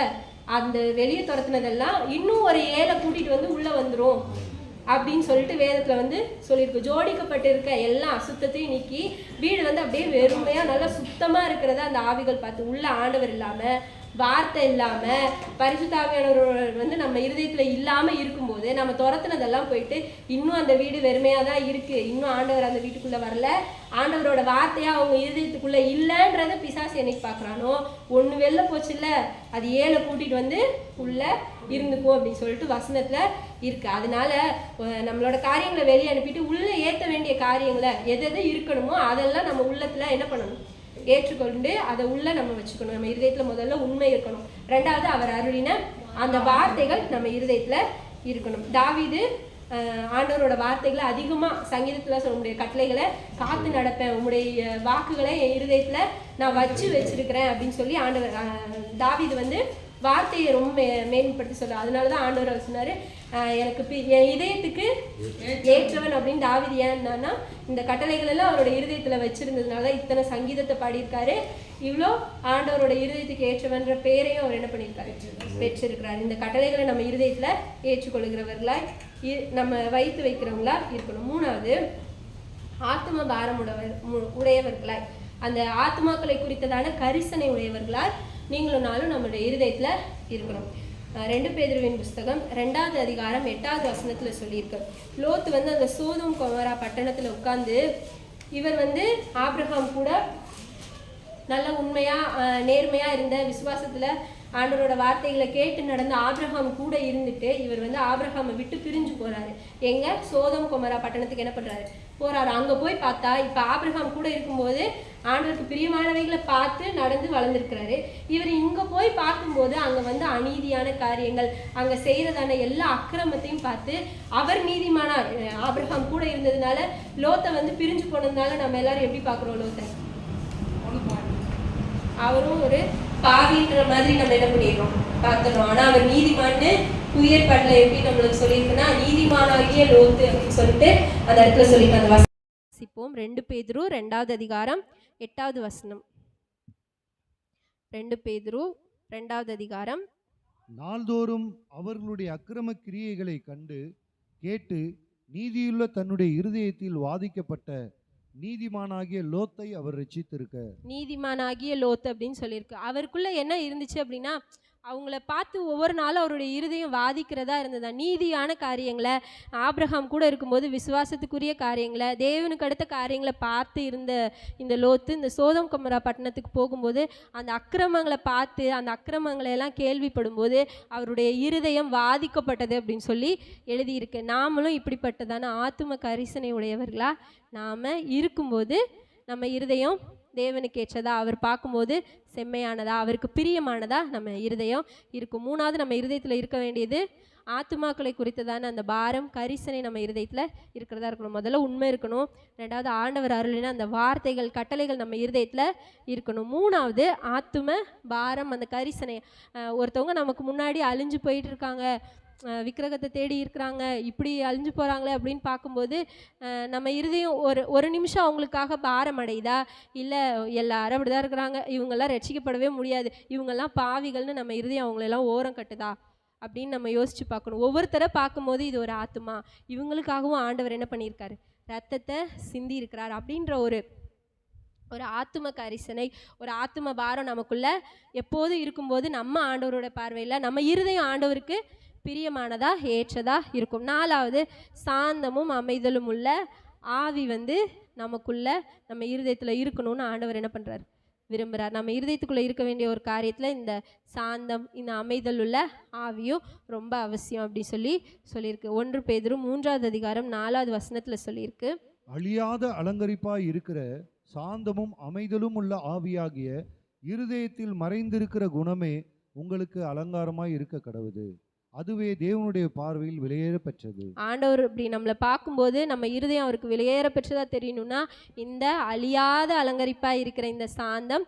இந்த அமைதல் உள்ள ஆவி நம்ம இருதயத்தில் இருக்கணும்னு ஆண்டவர் விரும்புகிறார். இது பொண்ணுனால அலங்கரிக்க வேணாம், விலை உயர்ந்த வஸ்திரத்தினால நீங்கள் உங்களை அலங்கரிக்க வேணாம் அப்படிலாம் சொல்லிட்டு இந்த வசனம் என்ன பண்ணியிருக்கோம், சொல்லியிருக்கோம். இதனால் இது லேடிஸ்க்கான வசனம் அப்படின்னு என்ன பண்ணக்கூடாது, நினைக்கக்கூடாது. இது பொதுவாக சொல்லப்பட்டது.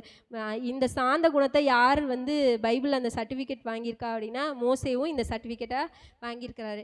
என்னாகமத்தின் புஸ்தகம் 12வது அதிகாரம் 3வது வசனத்தில் சொல்லியிருக்கு, பூமியில் உள்ள சகல மனிதரிலும் மோசே எப்படி இருந்தார் அப்படின்னா சாந்த குணமுள்ளவனாக இருந்தார் அப்படின்னு சொல்லியிருக்கு. இது ஒரு குறிப்பிட்ட இது பெண்களுக்கான வசனம் அப்படின்லாம் இல்லாமல் இது சாந்த குணம் எல்லாருக்குமே அவசியமான ஒன்றா வேதம் நமக்கு சொல்லுது. முதல்ல நம்ம இருதயத்தில் என்னெல்லாம் இருக்கணும் அப்படின்னா, முதல்ல என்ன காரியம் நமக்குள்ளே இருக்கணும், இருதயத்துக்குள்ளே உண்மை இருக்கணும். 2வது, தேவனுடைய வார்த்தை நம்ம இருதயத்தில் இருக்கணும். 3வது, ஆத்தும பாரம், அந்த ஆத்துமாக்களை குறித்ததான ஒரு கரிசனை நம்ம இருதயத்தில் இருக்கணும். 4வது, சாந்தமும் அமைதலும் உள்ள ஆவி நம்ம இருதயத்தில் இருக்கிறதா இருக்கணும். இதெல்லாம் நம்ம இருக்கும்போது சரி, இதெல்லாம் நமக்கு வேணும்னா வெளியே போன்னு சொன்னால் அதெல்லாம் வெளியே போகுமா?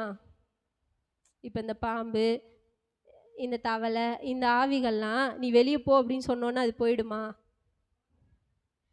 ஒவ்வொரு நாளும் நம்ம வேதத்தின்படி வாழ பிரயாசப்படும் போது, அதுக்காக நம்ம அதிகமாக ஜெபிக்கும்போது, எல்லாத்துக்கும் மேலே பரிசுத்த ஆவியானவருடைய அபிஷேகத்தை நாம் பெற்றிருந்தால் தான் அந்தந்த நேரத்துக்கு வேண்டிய உணர்வை ஆண்டவர் தந்து, அவர் உணர்த்துக்கிற ஆவியானவர், அவர் நமக்கு ஆலோசனை சொல்லுகிறவன் இருக்குது. எல்லா நேரமும் இந்த பைபிளை நம்ம என்ன பண்ணுறதில்ல, கையில் படிச்சுக்கிட்டே இருக்கிறதில்ல, கையில் எப்போவுமே வச்சுக்கிட்டு இப்போ எனக்கு கோவம் வருதா, எங்கே இருக்குது அந்த வசனம், கோவத்துக்கு நான் என்ன பண்ணணும் அப்படின்னு சொல்லிட்டு நம்ம என்ன பண்ண முடியாது, பார்க்க முடியாது. நம்ம இருதயத்தில் இருக்கும்போது நம்ம இருதயத்தில் வார்த்தைகளை நம்ம சேமித்து வச்சுருந்தோம் அப்படின்னா, இருதயத்தில் எழுதி வச்சுருந்தோம், இருதயத்தில் நம்ம சேர்த்து வச்சுருந்தோம் அப்படின்னா, பரிசுத்த ஆவியானவர் உங்களுக்குள்ளே எனக்குள்ளே இருந்தால் அந்த இதை ஆண்டவர் என்ன பண்ணுவார், நினைப்பூட்டுவார், அந்த காரியத்தை நமக்கு ஆலோசனையாக சொல்லுவார். இதெல்லாம் கை கொள்ளணும், என் இருதயம் சுத்தமாக இருக்கணும், அகற்ற வேண்டியதை அகற்றுறதற்கும் யார் அவசியம், பரிசுத்த ஆவியானவர் அவசியம். இந்த நம்ம இருதயத்தில் எப்படியெல்லாம் இருக்கணும் அப்படின்னு அந்த காரியத்தை நம்ம கை கொள்றதுக்கும் நம்ம இருதயத்தில் இந்த உண்மை வேணும், ஆத்ம பாரம் வேணும். ஆத்ம பாரம்லாம் எவ்வளோ பேர் இருக்கிறாங்க, எல்லாரை பார்த்தாலும் நமக்கு ஆத்ம பாரம் வருமா? எல்லாரை பார்த்தாலும் வரணும் அப்படின்னா பரிசுத்த ஆவியானவர் உள்ளே இருக்கும்போது, ஒரு சிலரெல்லாம் பார்க்கும்போது இவங்க எவ்வளோ படிச்சிருக்காங்க, இவ்வளோ நல்ல பணம் இருக்குது, எல்லாமே இருக்குது, ஆனால் இப்படி இந்த ஞானம் இல்லாமல் இருக்கிறாங்களே அப்படின்னு யோசிக்கிறோம்ல.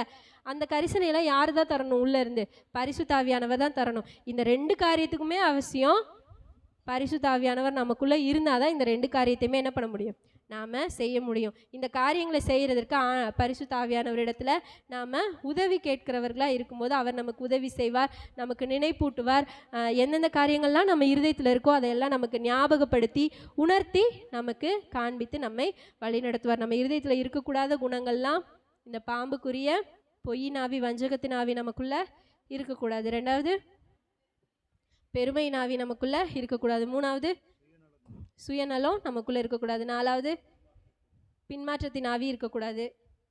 5வது, பூமிக்குரியவைகளை அதிகமாக சிந்திக்கக்கூடாது, அந்த உலக ஆசைக்கு நம்ம இடம் கொடுக்கக்கூடாது. அடுத்து, பொறாமையின் ஆவி நமக்குள்ளே இருக்கக்கூடாது. அடுத்து, மாம்ச வைராக்கியம் பாராட்ட கூடாது. இப்படியெல்லாம் நம்ம இருதயத்தில் நம்ம வந்து இதெல்லாம் வெளியே அகற்றி இருக்கும்போது இந்த உண்மை, ஆண்டவருடைய கட்டளை, ஆத்ம பாரம், சாந்தமும் அமைதலும் உள்ள ஆவி, இதெல்லாம் நம்ம இருதயத்துக்குள்ளே வரும்போது நாம் தேவன் நம்மளை பரலோகத்திலேருந்து பூமியில் கர்த்தரை தேடுகிற உணர்வுள்ளவன் உண்டோ அப்படின்னு பார்க்கும்போது நம்ம இருதயம் அவருக்கு எப்படி தெரியும்? ஒருவனும் இல்லைன்னு ஆண்டவரே என்ன பண்ணக்கூடாது, இனி சொல்லாதபடி நான் இருக்கேன் ஆண்டவரே, என் இருதயம் உமக்கு முன்னாடி உத்தமமாக இருக்குது, தாவீதை போல என் இருதயம் உமக்கு முன்பாக உண்மையாக இருக்குது. தாவீதை பார்த்து ஆண்டவர் சொன்னார், என் இருதயத்துக்கு ஏற்றவன்னு சொன்னார்.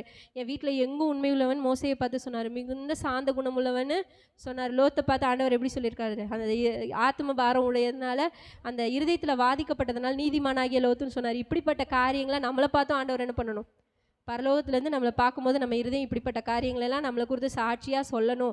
ஆண்டவரே சாட்சி கொடுத்துருக்கார் மோசைக்கு, அதே போல் நமக்கும் சாட்சி கொடுக்கணும். அப்படின்னா நம்ம பரிசுத்த ஆவியானவரிடத்துல தினமும் உதவியை நாடி இந்த காரியங்களை செய்ய பிரயாசப்பட்டு வேத வசனத்தில் அதிகமாக நம்ம இருதயத்தில் நம்ம சேர்த்து இருக்கும்போது நம்முடைய இருதயமும் அவருடைய பார்வைக்கு ஏற்றதாக மாறுகிறதற்கு அது ஏதுவாக இருக்கும். இந்த வேளையில் எல்லாரும் உங்களுடைய தலைகளை தாழ்த்தி, இந்த காரியங்கள்லாம் என்னென்ன எல்லாம் உங்களுக்கு இல்லைனாலும் ஏதோ ஒரு விஷயம் 2 விஷயம் உங்களிடத்துல மாற வேணும்னு ஆண்டவர் பேசியிருக்கலாம்.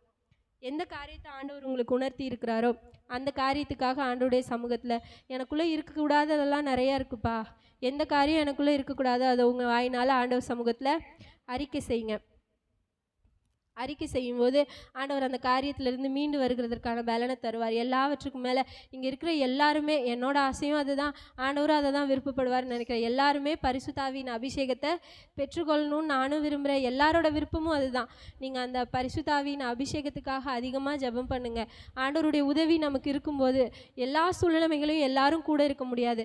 பரிசுத்தாவியானவர் நம்ம கூட இருந்தார்னா எல்லா தீமைக்கும் நம்மளை விலக்கி பாதுகாப்பார். என்ன வஞ்சகம், என்ன போய் நமக்கு விரோதமாக சொன்னாலும் ஆவியானவர் நமக்குள்ளே இருந்தால் நமக்கு உணர்வை தருவார், நம்மளை வழி நடத்துவார். இதில் நடக்காத அப்படின்னு ஆண்டவர் என்ன பண்ணுவார்னா நமக்கு உணர்த்தி நம்மளை வழி நடத்த அவர் நல்லவராக இருக்கிறார். இந்த வேலையிலையும் இந்த ஒரு வேளை பாம்பினுடைய குணாதிசயத்துக்கு நம்ம இடம் கொடுத்துருக்கலாம், நாம் பொய் சொல்லாமல் இருந்திருக்கலாம், ஆனால் பொய் சொல்லுகிற காரியங்களுக்கு நம்ம இணங்கி இருக்கலாம். இந்த வேலையில் இருதயத்தை ஆண்டவர் சமூகத்தில் தாழ்த்தி, எனக்குள்ளே இந்த குணம் வந்து நீங்கள் விரும்பாததுப்பா, எனக்குள்ளே இருக்குதான், நான் யாருன்றதை உண்மையாக ஆண்டவர் சமூகத்தில் நீங்கள் வெளிப்படுத்தும் போது அதுலேருந்து வெளியில் வர்றதுக்கான கிருபைகளை ஆண்டவர் உங்களுக்கு தருவார். அந்த உதவி ஆண்டவர் உங்களுக்கு பரத்திலிருந்து அனுப்பி தருவார். அதுலேருந்து வெளியில் வருகிறதற்கான பலனை ஆண்டவர் உங்களுக்கு தர அவர் நல்லவராக இருக்கார். ஒரு வேளை பெருமை எனக்குள்ளே இருக்குன்னா, ஆண்டவரே நான் தாழ்த்துறேன்ப்பா, எல்லாத்துக்கும் நான் உங்களை உயர்த்த எனக்கு நீங்கள் கற்றுத்தாங்க, இந்த பெருமை ஆவிக்கு நான் இனி ஒரு நாளும் இடம் கொடுக்க மாட்டேன், ஆண்டவர் சமூகத்தில் அர்ப்பணிப்போமா? இந்த பொறாமை நாவி, இந்த சுயநலமான காரியங்கள், இல்லை இந்த பூமிக்குரியவைகளையே பார்த்து பார்த்து பரலோகத்துக்கானவைகளை நான் நோக்கி பார்க்க தவறிட்டேன், எனக்குன்னு நீங்கள் வச்சுருக்க அந்த மேன்மையான காரியத்தை நான் கேட்க தவறிட்டேன், அதை குறித்த சிந்தையே எனக்கு இல்லாமல்லாம் நான் இருந்திருக்கேன். இப்படிப்பட்ட நிலைமைகள்லாம் நமக்குள்ளே இருக்கும். நான் இந்த வேலையில் ஆண்டவரே, நான் பூமிக்குரியவைகளே பார்க்காம நான் நிமிர்ந்து உங்களை பார்க்கணும்ப்பா, நீங்கள் எங்களுக்காக வச்சுருக்கிற அந்த மேன்மையை பார்க்கணும்ப்பா, எந்த ஆவிக்குரிய காரியங்களில் எங்களுக்கு நீங்கள் ஆண்டவரே என்னென்னதெல்லாம் வச்சுருக்கீங்க நீங்கள் வெளிப்படுத்த சித்தமாக இருக்கிறீங்க, ஆனால் நான் பூமியவே பார்த்து என் இருதயத்தை நிரப்பிட்டேன்னா அந்த பரலோக காரியத்தை என்னால் பார்க்க முடியாமல் போயிடும்ப்பா. இந்த வேலையில் இந்த உலக காரியம், உலக ஆசை, உலக கவலை, இதெல்லாம் என் இருதயத்தை விட்டு வெளியில் போட்டும்ப்பா. இந்த ஆவிகள் எல்லாம் நாங்கள் வெளியே ஆண்டவரே இந்த வேலையில் வெளியேற்றுகிறோம்ப்பா. இவைகளை எங்களை இனியும் ஆண்டு கொண்டு எங்கள் இருதயத்தை உமக்கு ஏற்றதாக இல்லாமல் ஆக்காதபடி இந்த வேலையில் நாங்கள் எங்கள் அர்ப்பணிக்கிறோம். இந்த இடத்துல இருக்கிற ஒருவர் கூட இனி இந்த ஆவிகளுக்கு இடம் கொடுக்காமல் தேவன் எதிர்பார்க்கிற அந்த உண்மை, அந்த ஆத்தும வாரம், அந்த அவருடைய வார்த்தைகளை சேமித்து வைக்கிறதான இருதயம், அவருடைய கட்டளைகளை எப்போதும் முன்னாடி வச்சிருக்கிறதான அந்த இருதயம் உடையவர்களா, சாந்தமும் அமைதலும் உள்ள இந்த ஆவியை உடையவர்களா எங்கள் இருதயங்கள்லாம் மாறணும்னு இந்த வேலையில் ஆண்டவர் சமூகத்தில் சத்தங்களை உயர்த்தி அவரை நோக்கி கொஞ்ச நேரம் நீங்கள் ஜெபிங்க. ஆண்டவரே எனக்கு இந்த காரியத்தில் உதவி செய்யுங்கப்பா. இன்னைக்கு நீங்கள் கேட்டீங்கன்னா வீட்டுக்கு போனதுக்கப்புறம் இத்தனை காரியமும் உங்களுக்கு நினைவில் இருக்குமா தெரியாது, ஆனால் இப்போ எந்தெந்த காரியங்களுக்காக நீங்கள் உணர்த்தப்படுறீங்களோ இந்த காரியத்தை என்னை விட்டு அகற்றிடுங்க, இந்த காரியங்களெல்லாம் எனக்கு தாங்க அப்படின்னு நீங்கள் கேட்கும்போது ஆண்டவர் உங்களுக்கு தர நல்லவராக இருக்கிறார். அவர் உங்கள் இருதயத்தை ஆளுகை செய்ய நல்லவராக இருக்கிறார். அவர் உங்கள் இருதயத்தில் வாசம் பண்ணி எப்படியெல்லாம் நடக்கணும்னு அவர் சொல்லித்தர நல்லவராக இருக்கிறார். எல்லாவற்றுக்கும் மேலாய் இருதயமே திருக்குள்ளதும் மகா கேடுள்ளதுன்னு வசனம் சொல்லுது. இந்த மகா கேடுள்ள இருதயத்தை தான் கர்த்தர் எனக்கு ஏற்றதுன்னு தாவீதை பார்த்து சொல்கிறாரு. இந்த கேடான இருதயம் எல்லாம் என்னை விட்டு மாறணும்ப்பா, உங்களுக்கு ஏற்ற இருதயமாக என் இருதயம் இருக்கணும்னு இந்த வேளையில் ஏக்கத்தோடு நீங்கள் கேட்டீங்கன்னா கண்டிப்பாக அவர் செய்ய நல்லவராக இருக்கிறார். இந்த வேளையில் அவர் உங்களுக்கு உதவி செய்ய நல்லவராக இருக்கிறார். யாருக்கோ பேசுகிறதுக்காக இல்லை, ஒரு ஞாயிற்றுக்கிழமை ஒரு பிரசங்கம் பண்ணுறதுக்காக இந்த வார்த்தைகளை இல்லை. ஆண்டவர் உங்களிடத்தில் எதிர்பார்க்கிற காரியத்தை தான் உங்களிடத்தில் பேசியிருக்கிறார். இப்படியெல்லாம் நீங்கள் இருந்தீங்கன்னா அவருக்கு உகந்தவர்களாய், அவர் இந்த பூமியில் யாராவது உணர்வு உள்ளவங்க உண்டான்னு பார்க்கும்போது அவரோட இருதயத்துக்கு ஏற்றவங்களா நீங்கள் இருக்கும்போது அவர் இருதயம் எவ்வளோ சந்தோஷப்படும். ரட்சிக்கப்பட்ட அன்னைக்கு இந்த மாம்ச கோபம் மாம்ச வைராக்கியத்துக்கு நாம் இடம் கொடுத்தது போல ரட்சிக்கப்பட்ட இத்தனை வருஷம் ஆகியும் இத்தனை நாள் சபைக்கு வந்தோம் ஒரு மாற்றமும் இல்லாமல் நாம் இருந்தோம்னா அவர் இருதயம் எப்படி நம்மளை குறித்து சந்தோஷப்படும்? அவர் வருகையில் எப்படி நம்மளால் போக முடியும்? ஆவியும் மனவாட்டியும் வான்னு சொல்லும்போது பரிசுத்தாவி நமக்குள்ளே இருந்து இந்த காரியங்களெல்லாம் நம்மளை விட்டு அகற்றி நம்மளை ஆயத்தப்படுத்தி இருந்தால் தானே அந்த ஆவியானவருடைய சத்தம் நமக்கு கேட்கும். ஆவியும் மனவாட்டியும்னு கூப்பிடும்போது நாம் மனவாட்டியாக ஆயத்தமாகி அவருடைய அந்த ஆவியானவருடைய சத்தத்தை கேட்டு நம்ம பழகியிருந்தால் தானே நம்மளால் போக முடியும். பரிசுத்த ஆவிக்காகவும் அதிகமாக நீங்கள் ஜெபியுங்க, வீடுகளில் அதிகமாக ஜெபியுங்க. உங்களுக்கு ஆண்டவர் உதவி செய்ய நல்லவராக இருக்கிறார். அவரிடத்தில் கேட்கிற ஒவ்வொருவருக்கும் அவர் பரிசுத்த ஆவியை அருளாது இருக்கிறது எப்படின்னு வசனம் சொல்லுது. அவரிடத்தில் நீங்கள் உண்மையாக கேட்டீங்கன்னா அவர் கண்டிப்பாக தர நல்லவராக இருக்கிறார். அவரிடத்துல கேட்போமா, என் இருதயத்தை இனி இந்த அசுத்தமான ஆவிகளை ஆளுகை செய்யக்கூடாதுப்பா, என் இருதயத்தை நீங்கள் ஆளுகை செய்யுங்கப்பா, என் இருதயத்தில் நீங்கள் சிங்காசனம் விட்டு அமர்ந்துருங்கப்பா, எங்கள் இருதயத்தை நீங்கள் ஆளுகை செய்யுங்கன்னு கேட்பீங்களா ஆண்டவரிடத்துல? எல்லாருமே வாயை திறந்து கேட்கலாமே, வேடிக்கை பார்க்குற நேரம் இல்லை. இப்படியே எல்லா வாரமும் வந்துட்டு இப்படியே நம்ம போனோன்னா அது ஆண்டவருக்கு பிரியமாக இருக்குமானா? இல்லை. என்னை மாற்றுங்கன்னு நீங்கள் கேட்டிங்கன்னா ஆண்டவர் மாற்ற நல்லவராக இருக்கிறார். உங்களோட அனுமதி இல்லாமல் நீங்கள் அவரை கூப்பிடாமல் அவர் உங்களிடத்துல வரவே முடியாது. உங்களிடத்துல வந்து அவர் கிரியை செய்யவே முடியாது. நான் பேசுகிறது கேட்குறதுனாலையோ இல்லை பிரசங்கம் கேட்குறதுனாலையோ மாற்றம் வருமானா அதை ஏற்றுக்கொண்டு அந்த வார்த்தைகளை அறிக்கை செய்து நான் விடுறதெல்லாம் விடுறேன்ப்பா, எனக்கு உதவி செய்யுங்கப்பா, நீங்கள் வாயை திறந்து கேட்டால் தான் ஆண்டவர் உதவி செய்வார். நானா இருக்கேன், நான் இருக்கிற மாதிரியே இருப்பேன், ஆண்டவர் எனக்கு உதவி செய்யணும்னா முடியாது. அவர் வாசல் படியில் நின்று கதவை தான் தட்ட முடியும். நீங்கள் திறந்து உள்ளே வாங்கன்னு அவரை கூப்பிட்டீங்கன்னா தான் அவரால் வர முடியும். நீங்கள் அவரை இந்த வேலையில் கூப்பிடுங்க, ஆண்டவரே என் இருதயத்துக்குள்ளே வாங்க, என் இருதயத்துக்குள்ளே நீங்கள் வந்து தங்குங்க, நீங்கள் என் இருதயத்தை ஆளுகை செய்யுங்க. இந்த ஆவிகளை என் இருதயத்தை ஆளுகை செய்யக்கூடாது. பாம்பின் ஆவி ஆளுகை செய்யக்கூடாது, இந்த பொறாமையின் ஆவி ஆளுகை செய்யக்கூடாது, இந்த பெருமை ஆளுகை செய்யக்கூடாது, இந்த பூமிக்குரிய காரியங்களை நோக்கி இருக்கிறதான இந்த ஆவி எங்களை ஆளுகை செய்யக்கூடாது. நீங்கள் எங்களை ஆளுகை செய்யணும், நீங்கள் எங்களை நடத்தணும்னு அவரிடத்துல கேளுங்க. என்னை நீங்கள் ஆளுகை செய்யுங்கப்பா, என் இருதயத்தை நீங்கள் ஆளுகை செய்யுங்கப்பான்னு கேளுங்க. எல்லாரோட வாயையும் திறந்து ஆண்டவரிடத்துல கேளுங்க. நீங்கள் கேட்காம ஆண்டவர் எதையுமே செய்ய முடியாது. நீங்கள் இந்த வேலையில் கேட்டிங்கன்னா தான் இந்த காரியங்கள் எல்லாம் விடுதலை பெற்று அடுத்த ஆவிக்குரிய காரியங்களை நோக்கி நம்மளால் போக முடியும். இன்னும் உலக காரியத்தையே நோக்கி இதுக்காகவே ஜெபிச்சு இதுக்காகவே வாழ்ந்து இப்படியே நம்ம ஓட்ட முடிஞ்சிருச்சுன்னா எப்படி அந்த பரலோக ராஜ்யத்தை நம்மளால் சுதந்திரிக்க முடியும்? என்னை மாற்றுங்கன்னு ஆண்டவர்கிட்ட கேளுங்க. என் இருதயத்தில் நீங்கள் வாங்கப்பான்னு கேளுங்க. என் இருதயத்தை நீங்கள் ஆளுகை செய்யுங்கப்பான்னு கேளுங்க. என் இருதயத்தில் நீங்கள் சிங்காசனம் விட்டு அமர்ந்துருங்கப்பா. வேண்டிய ஆலோசனைகளை எனக்கு நீங்கள் தாங்கப்பா. நாங்கள் ஆலோசனைகளுக்காக அங்கே இங்கே அலையக்கூடாதுப்பா. இவ்வளோதான் சத்தமா? இவ்வளோதான் விருப்பமா? இவ்வளோதான் கேட்க முடியுமா?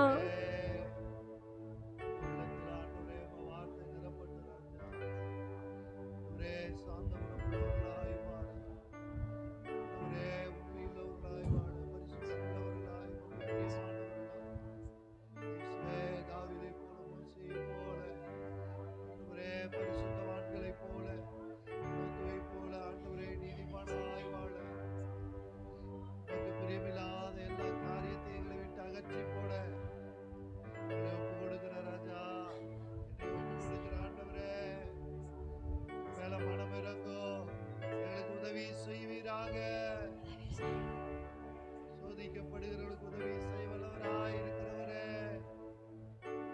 பெருமடி கேட்டு சுயநலம் மாறட்டும், வைராக்கியம் மாம்ச வைராக்கியம் மாறட்டும், பொய்யான வஞ்சகமான அனுபவங்கள் மாறட்டும்.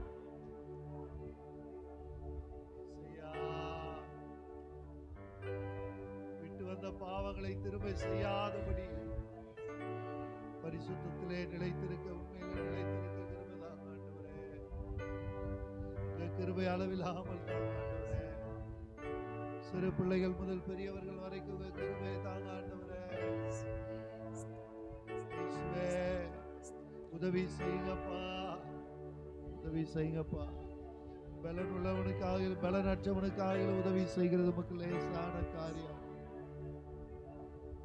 நாங்கள் வஞ்சிக்கப்பட்டு போகக்கூடாது, கிருபையை விருதாவாக்கி விடக்கூடாது, நாங்கள் பெற்றுக்கொண்ட ஆவியை துக்கப்படுத்தக்கூடாது.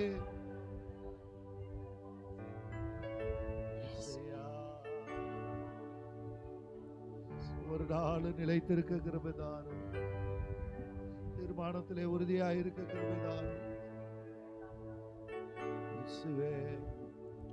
கர்த்தர் ஆளுகிறார், அரசாளுகிறார். கர்த்தர் ஆளுகிறார், அரசாளுகிறார். கர்த்தர் ஆளுகிறார், அரசாளுகிறார். கர்த்தர் ஆளுகிறார், அரசாளுகிறார். யாவே யாவே யாவே யாவே யாவே அரசாளுகிறார். யாவே யாவே யாவே யாவே யாவே அரசாளுகிறார். கர்த்தர் ஆளுகிறார், அரசாளுகிறார். கர்த்தர் ஆளுகிறார், அரசாளுகிறார். கர்த்தர் ஆளுகிறார், அரசாளுகிறார். கர்த்தர் ஆளுகிறார், அரசாளுகிறார். யாவே யாவே யாவே யாவே யாவே அரசாளுகிறார்.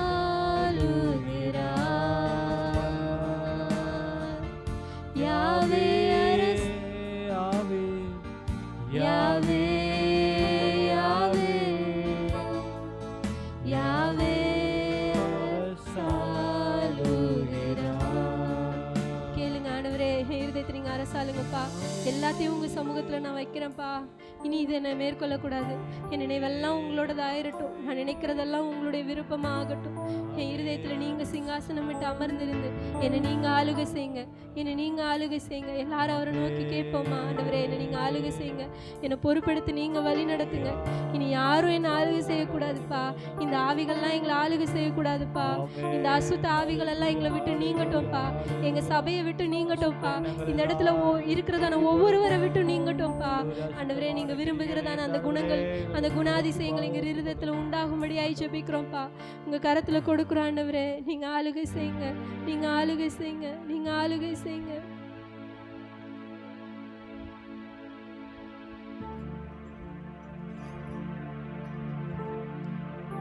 நம்ம எல்லாரும் அப்படியே கர்த்தரை சோத்தரிப்போமா. சோத்திரம் சோத்திரம் சோத்திரம் சோத்திரம் சோத்திரம். நம்முடைய இருதயத்தில் இருக்க வேண்டியவை, இருக்கக்கூடாதவை, நம் தேவனுக்காக வாழ்கிற பிள்ளைகளாய் ஆண்டவர் வாழ்ந்து இருக்க வேண்டியவெல்லாம் உள்ளத்தில் வைத்து இருக்கக்கூடாதவெல்லாம் வெளியே தூக்கி எறிந்து ஆண்டவருக்கு பிரியமான பிள்ளைகளாக வாழ முடியாய் கர்த்தர் நம்மோடு பேசின வார்த்தைகளுக்காய் நாம் எல்லாம் கர்த்தரை சோத்தரிப்போமா. சோத்திரம் சோத்திரம். எங்கள் மகிமையான பரலோக பிதாவே, மகிழ்ச்சியான வேலைக்காக நன்றி செலுத்துகிறோம். இந்த நாளை ஆஸ்வதிங்க ஆவியானவர். நாங்கள் உயர்த்தினோம், நாமத்தை மகிமைப்படுத்தினோம். நீர் எங்களுக்கு கற்றுக் கொடுத்ததான வார்த்தைகளுக்காக சோத்திரம். இந்த வார்த்தைகள் பிரகாரம் நாங்கள் ஜீவிக்க ஆவியானவர் கிரியை செய்ய முடியாது ஜெபிக்கிறங்க தாவே. நீர் பெரிய காரிச்சி வந்த பிள்ளைகளை ஆஸ்வதிங்க. ஆமாண்டு இந்த மாலை கூட்டத்தையும் கர்த்தர் நீர் ஆஸ்வதிக்க முடியாது ஜெபிக்கிறோம். தேவன் தொடர்ந்து ஆலயத்தின் நன்மையினால் கர்த்தர் பிள்ளைகளை ஆஸ்வதித்து வழிநடத்த முடியாது நாங்கள் தொடர்ந்து ஜெபிக்கிறங்க தாவே. சிறு பிள்ளைகள் பெரிய வரைக்கும் ஒவ்வொருவரையும் கர்த்தர் பெரிய காரிச்சி இயேசு கிறிஸ்துவின் நாமத்தில் வேண்டிக் கொள்கிறோம் நல்ல பிதாவே, ஆமென். எல்லாரையும் சொல்வோம்.